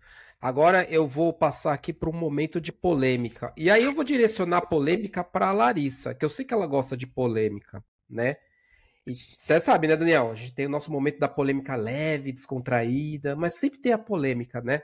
Ô, Lari, deixa eu te fazer uma pergunta. Você acha que hoje, em 2025, é possível você criar produto digital sem dados? É possível criar produto, mas não é possível criar bons produtos. Então, Por quê? Porque eu acho que hoje a gente vive numa era de competitividade de negócio muito grande. Em tudo, gente. Eu acho que. Eu até brinco, parece que tudo que já tinha que ser inventado foi inventado, né? Mas acho que quando a gente fala de empresas, de modelos de negócio, acho que a gente começou até falando sobre isso, sobre como tudo aconteceu muito rápido, como nos últimos anos a tecnologia acelerou, a gente viu os negócios transformando e tem sempre muito dinheiro na mesa. Então, a gente sai de uma era do achismo, onde tudo bem a gente rodar toda uma esteira de desenvolvimento para lá na frente ver se dá certo, e no final não dá. Não dá. Hoje, um time de produto, uma squad, é algo que é algo custoso. A gente sabe que tecnologia é um custo, pessoas é um custo, criar tecnologia é um custo. Então, as empresas buscando essa diferenciação competitiva não estão mais muito do vamos jogar dinheiro fora até que alguma hora a gente acerte. A realidade, batendo na porta, é que qualquer PM, qualquer DPM, qualquer área que você for conversar, as pessoas têm meta para bater, têm prazos a cumprir. E a forma da gente garantir que o que a gente está fazendo está entregando valor, que a gente está fazendo está de fato atingindo é usando os dados, tendo uma cultura de experimentação, desenvolvendo MVPs e validando com o stakeholder, né, usando boas práticas e métodos de produto, de descoberta, para que a gente, de fato, garanta que a gente está validando ali, que a gente está entregando, mudando o ponteiro, antes da gente fazer todo um desenvolvimento para descobrir lá na frente. E a gente não consegue fazer isso sem dado. Então, ao longo de toda a jornada ali, o dado ele vai ser presente, até para, acho que dando um exemplo, às vezes a galera chega e fala assim, porque eu já quero solução tal para, sei lá, vamos dar um exemplo da Netflix, que foi o que eu falei lá na frente. Ninguém chega e fala assim, eu quero um algoritmo de recomendação na minha home para clusterizar e nananã. Provavelmente a pessoa chegou e falou assim, eu quero aumentar a minha conversão, ou eu quero aumentar o tempo que a pessoa passa no Netflix, ou eu quero reduzir o tempo que a pessoa demora para escolher uma série, ou eu quero reduzir a minha taxa de rejeição de pessoas que entram no app e não assistem nada e saem. Em algum momento, talvez, eu estou supondo aqui, mas uma dessas dores gerou como solução um algoritmo de recomendação. Mas até lá teve muito dado, teve muita pesquisa. Vamos dar o exemplo, vamos supor que o ponto fosse a taxa de rejeição. Eu quero reduzir a minha taxa de rejeição. Fui lá e olhei a métrica e falei, caraca, o usuário passa em média 2 minutos no meu site, não clique nada e sai. Aí você já tem uma métrica. O cara entra e passa 2 minutos. Ele entrou e saiu. Ele entrou e passou 2 minutos. Aí você vai entender o que ele fez nesses 2 minutos. Aí você vai fazer entrevista, você roda pesquisa, você vai olhar dados para ver se ele clica, se ele scrolla, se ele pesquisa, alguma coisa. E aí você, com isso, descobriu que o cara olhou ali, deu o primeiro scroll e descobriu que não tinha nada que ele queria. Então, vamos dar alguma coisa que ele quer. Como que a gente dá alguma coisa que ele quer? Criando um algoritmo de recomendação. Então, assim, hoje, se a gente... Trazendo um exemplo aqui, super exposição, tá, galera? Não sabemos aqui, né? Não tenho compromisso aqui com a realidade. Mas, hoje, se a gente quer, de fato, ter diferencial competitivo... Dados é o que vira chave, é onde a gente sai do campo da dúvida e a gente entra na certeza, a gente entra na informação, e a gente usa isso para aprender e não cometer de novo os mesmos erros e direcionar a estratégia. Então, acho que é isso. Tem gente aí que está construindo um produto sem dados? Tem, mas que é bom eu já não garanto. Eu sou mais radical que você. Eu falo assim, não, hoje em 2025 não dá para você construir um produto sem dados. Para mim, eu já sou radical, sou extremista, sou muito extremista. Não dá. Inclusive, acho que não sei se vocês concordam comigo. Até quando a gente cria produto de dados, a gente tem que olhar qual o problema a gente está resolvendo aqui. Não, qualquer produto. Isso é um ponto. A premissa é quando a gente pensa o que é produto. Tipo, sei lá, vai Marty Kagan. O que é um produto? Pai de todos. O pai dos PMs. Você vai olhar o Marty Kagan. Ele fala que um produto é aquilo que resolve uma necessidade, um problema do teu cliente. Isso aí. Ponto. A premissa de qualquer produto, seja ele físico, digital, de dados, técnico, plataforma, API, você precisa atender alguma dor, resolver uma necessidade. Então, se você não tá fazendo isso, você não tá fazendo produto, você tá fazendo alguma outra coisa. Tá fazendo um amontoado de código. A produto você não tá fazendo. Boa. Fala aí, Daniel. Cara, acho que eu concordo com ambos, né? Não vou nem depender para um nem para outro. Acho que eu não tenho a minha formação de produtos, mas acho que produto sem conteúdo não é um produto, né? É uma caixinha vazia, né? Pensa que é uma caixa sem nada, né? Vai ficar lá, vai dar eco. Agora eu vou fazer uma pergunta, né? Acho que envolve até o Sérgio aí, porque ele também é da mesma área hoje. Eu respondo se for polêmica. Se não for polêmica, eu nem vou responder. Não, acho que vai ser sim. Inteligência artificial, para vocês, na área que vocês atuam hoje, né? Ela ajuda, ela contribui de alguma forma ou ela atrapalha? No sentido de apoiar em decisões, né? Em resoluções, né? Em contribuir com algo que possa melhorar o trabalho de vocês hoje. Primeiras damas. Baianinha, fala aí você primeiro. Eu acho que ajuda, sim. Tem bastante ganho de produtividade. Acho que eu tenho visto vários projetos que saem ali, o pontapé inicial. A gente dá aquela consulta, né? Faz a consulta lá no Stackspot, no GPT, para fazer resumo, né? De reunião. Acho que em quesito de produtividade ajuda bastante. Boa. Fala, Lari, pode ir. Não, eu acho que hoje, assim, é impossível talvez a gente falar... É impossível não, hoje não, mas daqui a uns 10 anos, eu acho que dificilmente você vai ver um profissional de tecnologia que não usa IA no dia a dia. E acho que até desmificar, porque a galera acha que IA é só chat GPT. E eu acho que muita gente tem contato, interface com IA, e não necessariamente você tá lá numa IA generativa, né? Você tá lidando com inteligência artificial, em tese, tudo aquilo que copia, não vou falar copia, né? Mas simula uma atividade que pode ser executada por um humano, em tese. Mas enfim, falando de inteligência artificial generativa, que eu acho que é o que tá no hype, é o que a gente usa. Eu acho que é o futuro, não acho que atrapalha, eu acho que a gente, obviamente, tem que saber medir, né? Ela não substitui totalmente o humano, não acho, e acho que a gente tá no momento hoje muito de que ela tá aprendendo, eu até falo isso, ela tá aprendendo ainda, a gente, na real, é grande beta-tester disso tudo, não é à toa que essas ferramentas estão de graça. Eu penso isso, assim, elas não estão de graça à toa, elas estão de graça porque a gente está testando, ensinando e validando. Não existe essas almoço grátis, né? Não existe almoço grátis, a gente está usando de graça por alguma razão. Então a gente está, de certa maneira, estamos todos nós treinando aí a OpenAI, a DeepSeek, todas essas empresas para que eles possam evoluir o produto deles. Então eu acho que usem com parcimônia, pelo menos nesse primeiro momento. Mas eu acho que tem muita atividade, enfim, que ajuda. Eu, por exemplo, o Copilot é o meu estagiário. Eu entro na reunião, já acaba falando, gere pra mim minha lista de to-dos, por favor. Então, acho que ajuda muito usar no dia a dia. Mas é isso, assim, né? Entendendo também que não tá ali todas as suas respostas e tendo esse cuidado para que ela não tire a sua autonomia enquanto profissional, assim. Bom, ô Lari, até pegando, assim, complementando o que você e a Aninha falaram também, e é o que a gente comentou no início do papo aqui.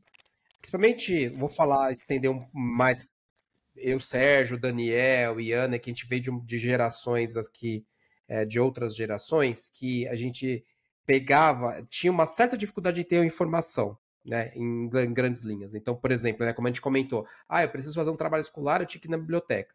Então, hoje, no meu caso, a inteligência artificial eu uso para ser realmente como você falou. Ele é o meu auxiliar. Eu não deixo. Ele não é o frente das minhas atividades. Ele me apoia.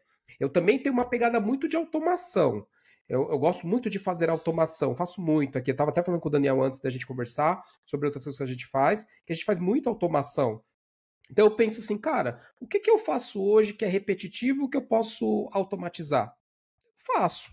Então, como você falou, a Aninha comentou, eu tenho uma reunião, eu entrei até atrasado na reunião, me traduz aí o que foi falado. Por exemplo, eu já criei PRD com base em discovery que eu fiz usando transcrição, né?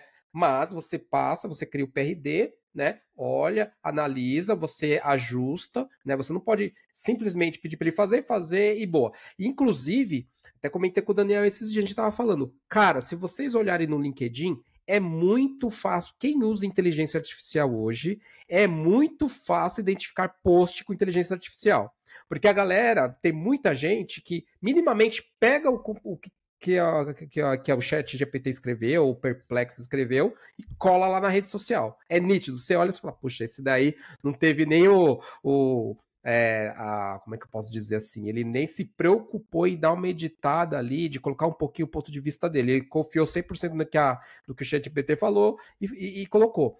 Então assim, eu sou muito do viés da Lari, eu olho sempre assim, ele é meu auxiliar, ele é meu apoio no dia a dia, principalmente para tarefas repetitivas que eu faço. E aí eu sempre penso que o poder da decisão é meu, não deixo eles tomarem o poder da decisão, né? E, Ana, uma dúvida aqui, aí também vou estender essa pergunta para a Lari, né? E assim, é o que a gente estava falando aqui no nosso esquenta antes de gravar, assim, que eu fico muito feliz, né, que hoje, até falando até do banco, né, que ele tem uma preocupação muito grande, tá, em trazer ali identidade de gênero, tudo, né? E, cara, e aí eu já falei que eu sou fã de vocês como mulheres pretas aqui que estão em cargos, assim, super importantes dentro do banco. Como é que é para você, tá, Aninha, e depois a Lari também, assim, o quão importante vocês acham que a gente precisa ter mais mulheres, precisa ter mais negros, precisa ter outras pessoas aí de outros gêneros em cargos seja de liderança, né, ou seja também cargos que não sejam de lideranças, sêniores e todas as atividades ali. É essencial, assim, no meu ponto de vista, Serginho, ter diversidade, ter inclusão, e ter pessoas diversas em posição de tomada de decisão, de fato, né? Assim, na minha carreira eu tive alguns momentos muito chave e olhar para minha liderança e perceber que eu também, que aquele espaço de liderança também poderia ser ocupado por mim, foi muito essencial nesse ano que eu decidi buscar uma posição como coordenadora, né? Então, acho que é muito essencial e a gente ter diversas visões, diversas vivências, diversos olhares, a gente vai conseguir construir, de fato, produtos e serviços que vão atender aos nossos clientes, né? Então, é muito importante ter diversidade e inclusão. Boa. E você, Lari? Eu acho que, primeiro que eu vou começar muito falando, vocês ficaram brincando ao longo do episódio, falando, os mais experientes, nananã, né? Eu já vou começar aqui revelando a minha idade. Eu nasci nos anos 2000. E eu acho que quando eu entrei no mercado de trabalho, o mato ainda tá alto, mas muita coisa tinha sido capinada. E aí eu paro aqui para fazer meu agradecimento a você, Aninha, a você, Serginho, que chegaram antes de mim, que travaram muitas lutas que quando eu cheguei aqui já tava ganho. Assim, Aninha, eu admiro muito você. Eu acho você muito diva. Quando eu vejo você precisamente, eu fico, ai, que diva. Meu gestor, o EV, né, meu ex-gestor, o Evandro, ele adora você, ele fala bem de você em toda a oportunidade que ele tem. E eu acho que é muito importante ter pessoas como você em cargos de liderança, porque isso me inspira. Porque apesar de muita coisa ter evoluído, ainda somos muito poucas na área de tecnologia, né? Mulheres são minoria, mulheres negras, então a minoria da minoria. Então, eu acho que é o que a Aninha falou. A gente precisa de pessoas que reflitam o nosso cliente para construir soluções que atendam o nosso cliente. E aí, não só no Itaú, como em qualquer outro lugar. As empresas precisam ser um reflexo da sociedade.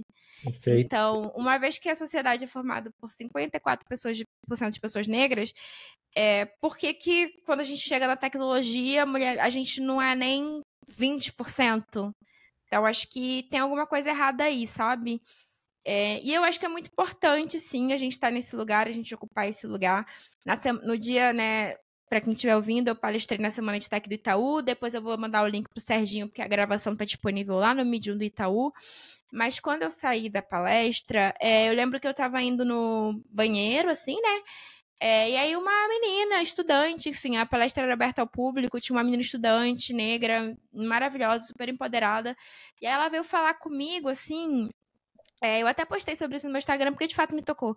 Ela veio falar comigo, assim, tipo, ai, nossa, que legal, adorei sua palestra, não, super interessante. E eu, assim, olhando pra ela, tipo assim, nossa, que legal que você gostou, super, tipo assim, respondendo normal, como se ela fosse, tipo, normal, assim, tipo, amigas, mais que amiga. Acabei de conhecer a menina, já era minha melhor amiga.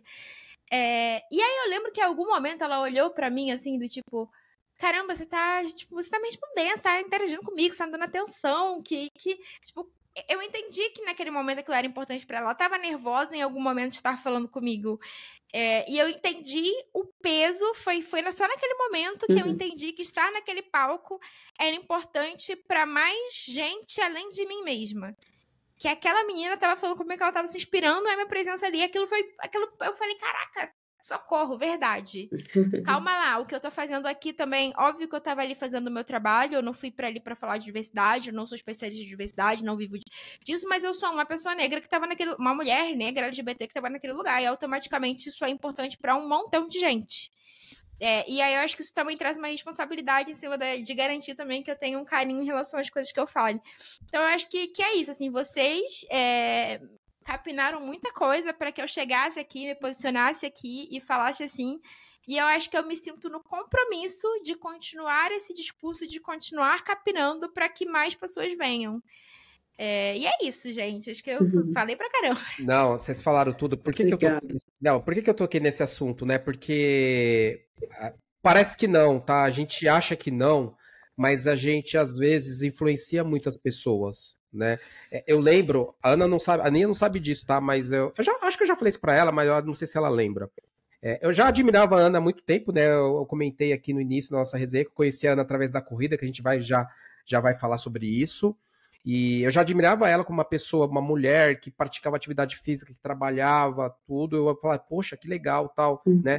E aí teve um dia que eu não nem trabalhava no banco, eu trabalhava em outra empresa. Teve eu não lembro qual evento que teve, foi a Aninha e foi uma outra, a Gleice, eu não lembro se era a A Gleice. Gleicem. É a Gleice, isso. Que eles fizeram uma palestra no YouTube, porque ia ter inclusive um processo seletivo para pessoas dentro do banco, e ela estava lá no YouTube falando, eu parei tudo para ver. E até eu mandei uma mensagem para ela, falei, pô, Aninha, eu tô te assistindo, que legal. Porque assim, para mim é muito importante, isso também me dá vontade sempre de querer mais, ver pessoas, dependendo se a pessoa é preta ou é mulher, tudo em posições de liderança, em posições de fala, né? Então, para mim, quando eu vi aquilo, Sérgio, me senti representado. Eu falei, puta, que legal. A Aninha tá lá, então eu também posso, né? Para mim, isso semana passada, que eu falei, pô, eu vejo que você tem canal, você tá trabalhando no banco, você posta as coisas, cara, que legal, tal. E parece que não, mas a gente influencia muitas pessoas. Quando eu via, por exemplo, a Lari dando eu gravei, né? Ela sabe que eu gravei, coloquei no meu Instagram, ela dando aquele exemplo da analogia do produto de dados, eu falei, puta, que orgulho, né? De eu ser preto e ver uma pessoa preta também lá, porque assim, são agendas importantes, né? Você tá falando ali para 200 pessoas presencial, mais de 2, 3 mil pessoas de forma remota, né? E você tem uma responsabilidade. Quando eu vejo ela falando ali com tanta maestria, com tanta, sabe, com tanto poder ali de fala, eu falei, poxa, que legal. Eu acho que a gente tem muito mato para carpinar ainda, muita coisa para carpinar, mas o mato alto, aquele mato alto, eu acho que a gente está tirando, mas a gente tem muita coisa para fazer, assim. Então, eu parabenizo vocês e, assim, continuem engajando, porque vocês, assim, como eu comentei, pode parecer que não, mas a gente acaba influenciando muitas pessoas. E aí, a gente está indo aqui para os finais, nas finaleiras aqui, e eu queria fazer a pergunta para vocês, também eu me incluo nessa, mas assim, é uma pergunta para Ana, depois para Larissa. O quão importante a atividade física te ajuda no seu trabalho hoje, Ana? Então, primeiro, muito obrigada, viu, pelas palavras de vocês aqui, Lari, Serginho. Adoro o EV também. Nossa, é muito essencial, assim, eu acho que o esporte se tornou... Eu sempre gostei de esporte, mas se tornou, assim, um hábito que, se eu fico sem, parece que nada mais encaixa no meu dia a dia. Também é uma grande escola de resiliência para gente, de organização, né? Para quando você coloca ali no seu dia a dia, quando você coloca objetivos, né, no esporte, como os que a gente coloca, que eu quero terminar tal prova em tal dia, em tal lugar, você precisa organizar todo o seu dia a dia para aquilo acontecer. Então, é uma disciplina de horário para acordar, de treinar, o que você vai comer, o que você não vai comer. Quando acontece alguma coisa de errado, então uma lesão que aparece, algum imprevisto, você tem que lidar com aquilo. É um exercício de resiliência. Então eu aprendo muito sobre isso com a corrida no meu dia a dia. E você, Lari, você ainda não é maratonista, mas em breve você será, que eu sei. Nossa, mas Como tô que a longe. atividade física entrou na sua vida? Boa. Eu acho que vamos lá, eu sempre fui uma pessoa que praticou atividade física, então acho que sempre teve super presente na minha vida. Tem altos e baixos, momentos que eu fui mais ativa, momentos que eu fui menos ativa. Mas acho que desde da pandemia, assim, eu venho me movimentado e de lá pra cá eu me movimento ativamente. A corrida chegou na minha vida tem pouco mais de um ano, tem 1 ano e meio, mais ou menos. A capoeira também, que tá aqui no fundo, no meu quadro, chegou na minha vida tem pouco mais de um ano. Acho que foi na mesma... Eu comecei a correr, inclusive, por conta da capoeira. Eu fui praticar capoeira, descobri que eu tinha fôlego nenhum. Passava muita vergonha, e aí o professor vai fazer um cardio. E aí eu fui correr, assim, e ao longo desse tempo todo eu sempre pratiquei musculação. Eu acho que é muito o que a Ana falou, assim, eu sinto que me dá uma disciplina, um foco ali em prol de um objetivo. E eu acho que num momento onde a gente é tão conectado em tela, a gente vai do computador para o smartphone, de smartphone para televisão, é o momento que você permite oxigenar o seu cérebro, assim, sabe? A sua saúde mental, assim. É um momento de conexão com você. E eu acho que a maior aprendizado, assim, que eu tenho, que eu levo pro trabalho, eu acho que é o foco, a determinação, e eu acho que me ver sendo capaz, assim, de colocar um objetivo, atingir aquele objetivo, te empodera, sabe? Então, assim, não, eu tô longe ainda dos 42 km, eu corri 10 km pela primeira vez recentemente, e eu lembro que eu falei, cara, eu vou correr 10 km, e, tipo, eu vou me preparar e tal dia eu vou fazer a prova, e eu vou conseguir fazer a prova em X tempo. E aí você se preparar, você se organizar, e você conseguir fazer de jeito que você se organizou, tipo, isso te empodera muito, sabe? Parece que você é capaz de qualquer coisa, assim. Tanto que o dia que acabou a prova, eu falei que eu não ia mais fazer prova e hoje eu já me inscrevi em outra prova.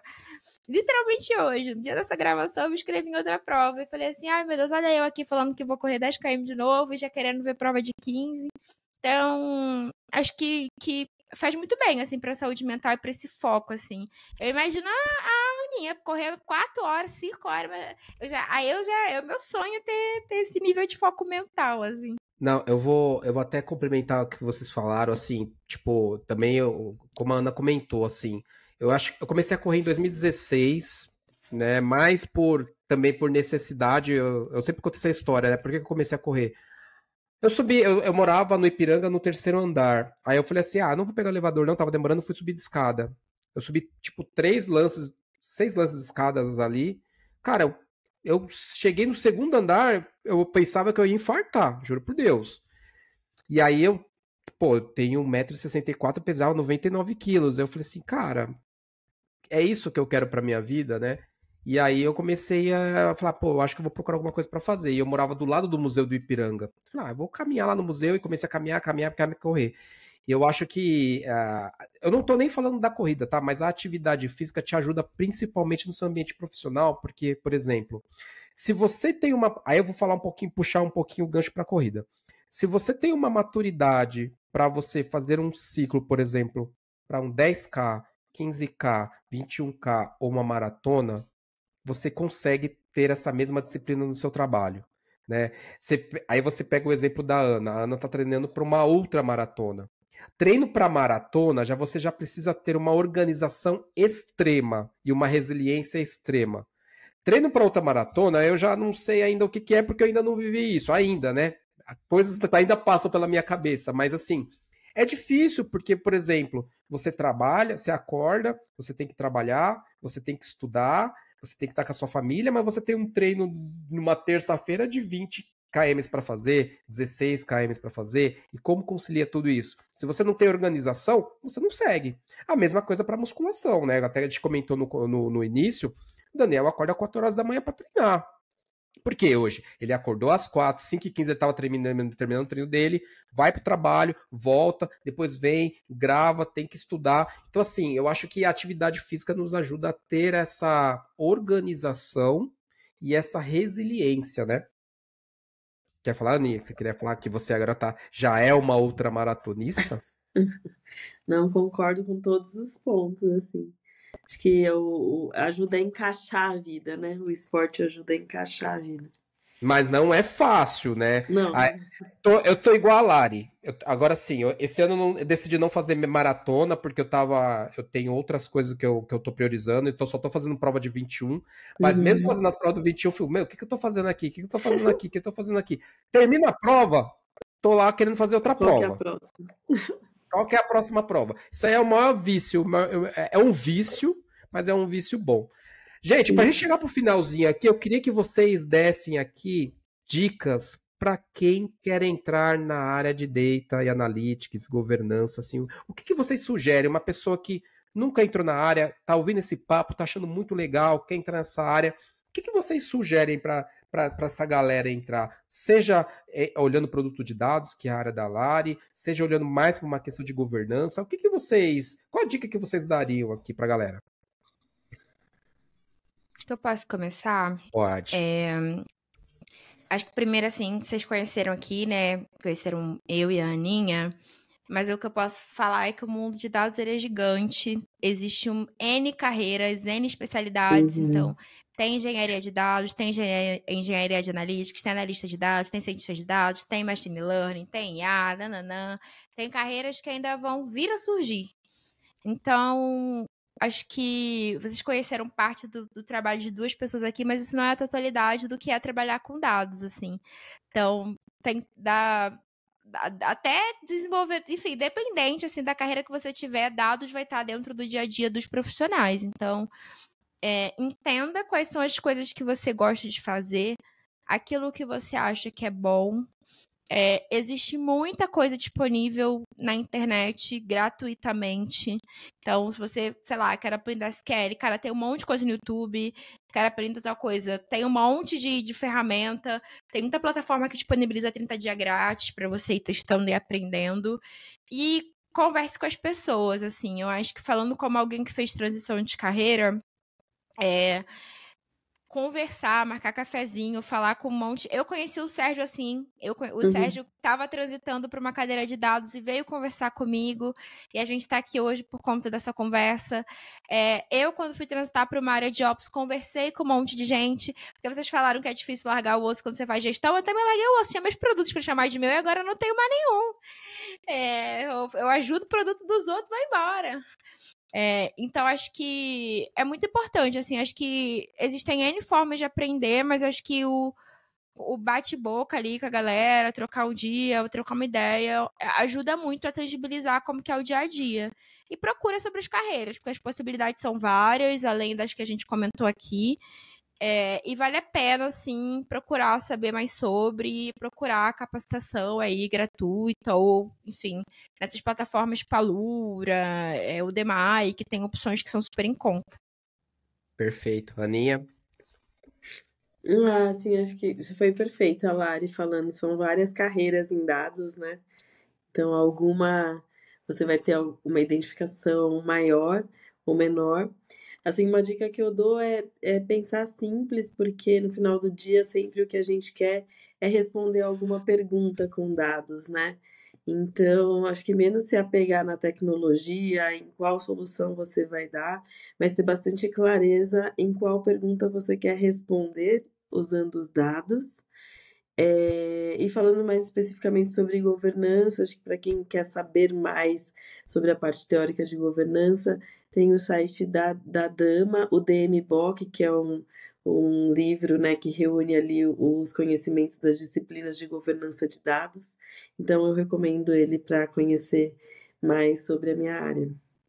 Perfeito, perfeito. E aí, até complementando vocês aqui, só um centavo de contribuição que vocês comentaram, isso é independente da área de dados, né? Mas se conecte com as pessoas, né? Seja da empresa onde você trabalha, se a empresa tem. Tudo bem, se a empresa é menor, é muito mais fácil para você conectar com pessoas. Mas se você trabalha numa empresa que ela é grande, converse com pessoas de outras áreas. Não tenha medo de chamar um diretor para conversar, de um superintendente, de um estagiário. Converse com pessoas. Isso me ajudou muito na minha vida, assim, como um todo, né? De conversar com as pessoas, né? De realmente pegar percepções, sabe? De pegar experiência, de conversar com as pessoas. A Lari deu um super exemplo que quando eu estava transacionando, falei, mas e aí, Lari, o que é isso? Pô, me ajuda, tal. E aí, quando ela me deu atenção, ela se ferrou, porque todo dia eu fico mandando uma mensagem diferente para ela lá. Mas às vezes eu me contenho, né? Eu acho que a principal mensagem aqui é realmente se conecte com as pessoas. E é um ponto que eu acho que a Aninha é um exemplo muito, muito forte disso, é que assim, ela está há 19 anos no banco, mas não é porque ela está há 19 anos no banco que ela deixa de estudar, ela deixa de se conectar com as pessoas, ela deixa de aprender. Porque a gente sabe que o ser humano, ele é um pouco ali, a gente chega, entra numa zona de conforto ali, tudo. Mas assim, eu sempre acompanho a Aninha, eu sei que ela é uma pessoa que sempre está ali, super atualizada, quase 20 anos de banco, mas nem por isso ela, parece que ela está sempre no o famoso dia 1, né? E aí, meninas, para fechar a última aqui, se vocês têm alguma indicação de livro, a gente sempre pede aqui uma indicação de livro para a galera. Se vocês tiverem alguma indicação de livro, pode ser livro técnico, livro não técnico, que vocês queiram indicar aqui para a galera consumir, tá? Pode falar aí, Aninha. Pode você falar aí. Acho que falei do DMBOK, vou ficar com ele de dica. Do DMBOK, perfeito. Lari? Eu acho que eu vou indicar o Data Mesh, da Zhamak Dehghani. Eu acho que é uma bíblia para quem quer entender, e vai falar de tudo. Você vai entender o conceito do que é Data Mesh, você vai entender de produtos de dados, você vai entender um pouquinho de governança. Eu acho que, enfim, para qualquer profissional aí que trabalha com produtos de dados, eu super recomendo. E aí, para quem é PM mesmo, né? Talvez eu vou falar do Bart Kagan ali, para quem quer entrar numa carreira de produto, independente se é o produto de dados, então é o inspirado, né, em português aí Inspirado, também. Acho que é bem bom, assim, para quem quer trabalhar com produtos. Perfeito, perfeito. Daniel, teça suas considerações finais aqui, por favor. Olha, queria agradecer, assim, né, que foi uma aula. Acho que a Ana e a Lari deram uma aula aí do mundo de dados, né, produtos, governança. Eu acho que eu aprendi um pouco mais, né? E, cara, acho que só agradecer, venham outras vezes, né? Acho que a gente tem muito para conversar aí sobre esse mundo que não é um mundo pequeno, né? E, bom, e só agradecer. Boa, boa. Meninas, eu também vou agradecer vocês. Super obrigado, sabe, pela disponibilidade, pela atenção. Mandei mensagem para a Aninha, ela estava na África. Aí ela me respondeu lá na África, que ela ia correr lá, to Oceans. E, pô, mandei mensagem, ela me respondeu, falou, topo, vamos lá, vamos conversar. Falei pra Lari também, ela super topou. Então, agradecer vocês. Eu acho que vocês, o que a gente faz aqui, e a gente sempre agradece, é o que vocês passam pra galera. É um conteúdo assim que se vocês fossem vender, vocês venderiam por 10 mil reais, né? É um conteúdo super relevante e a gente está levando, né, isso aqui para a galera, né? Então ele fica eternizado lá, né? Porque está gravado, então a pessoa pode ouvir e assistir quantas vezes quiser, jogar no chat GPT, pedir para fazer um resumo, então ele pode fazer aqui N formatos de aprendizados, de aprendizado, né? E eu, particularmente, foi mais um dia que eu aprendi. Todo episódio eu aprendo alguma coisa nova, alguma coisa não, várias coisas novas, então super agradecer vocês, eu quero deixar aberto para vocês, se vocês querem passar alguma mensagem final aqui para a galera, tá bom? Eu quero mais agradecer, tá? Também aprendi muito com vocês. Foi ótimo, Lari, conectar aqui numa agenda diferente. Serginho, adorei conhecer mais esse seu lado aqui, o seu canal, né? A gente se conheceu na corrida. Então, muito obrigado, foi um prazer te conhecer, Daniel, e parabéns pelo trabalho que vocês estão fazendo. Acho que é muito rico, de fato, o conteúdo aqui que vocês geram. E obrigada de novo pelo espaço, tá? Tô muito honrada, lisonjeada. Boa. Lari? Bom, acho que mesmo o discurso da Aninha, então eu quero só agradecer aí pelo espaço, pela oportunidade, assim, acho que foi super legal essa troca aqui com vocês, tô saindo super feliz, super honrada pela oportunidade, tenho certeza aí que acho que a gente vai colher muitos bons frutos disso, e vou aproveitar para falar que eu quero correr um dia com vocês, eu adorei aí esses clubezinhos de corrida, quero participar.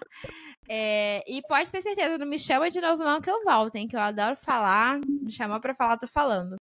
Mas brincadeiras à parte, obrigada, gente, pela oportunidade, pelo espaço, foi muito bom aí estar com vocês.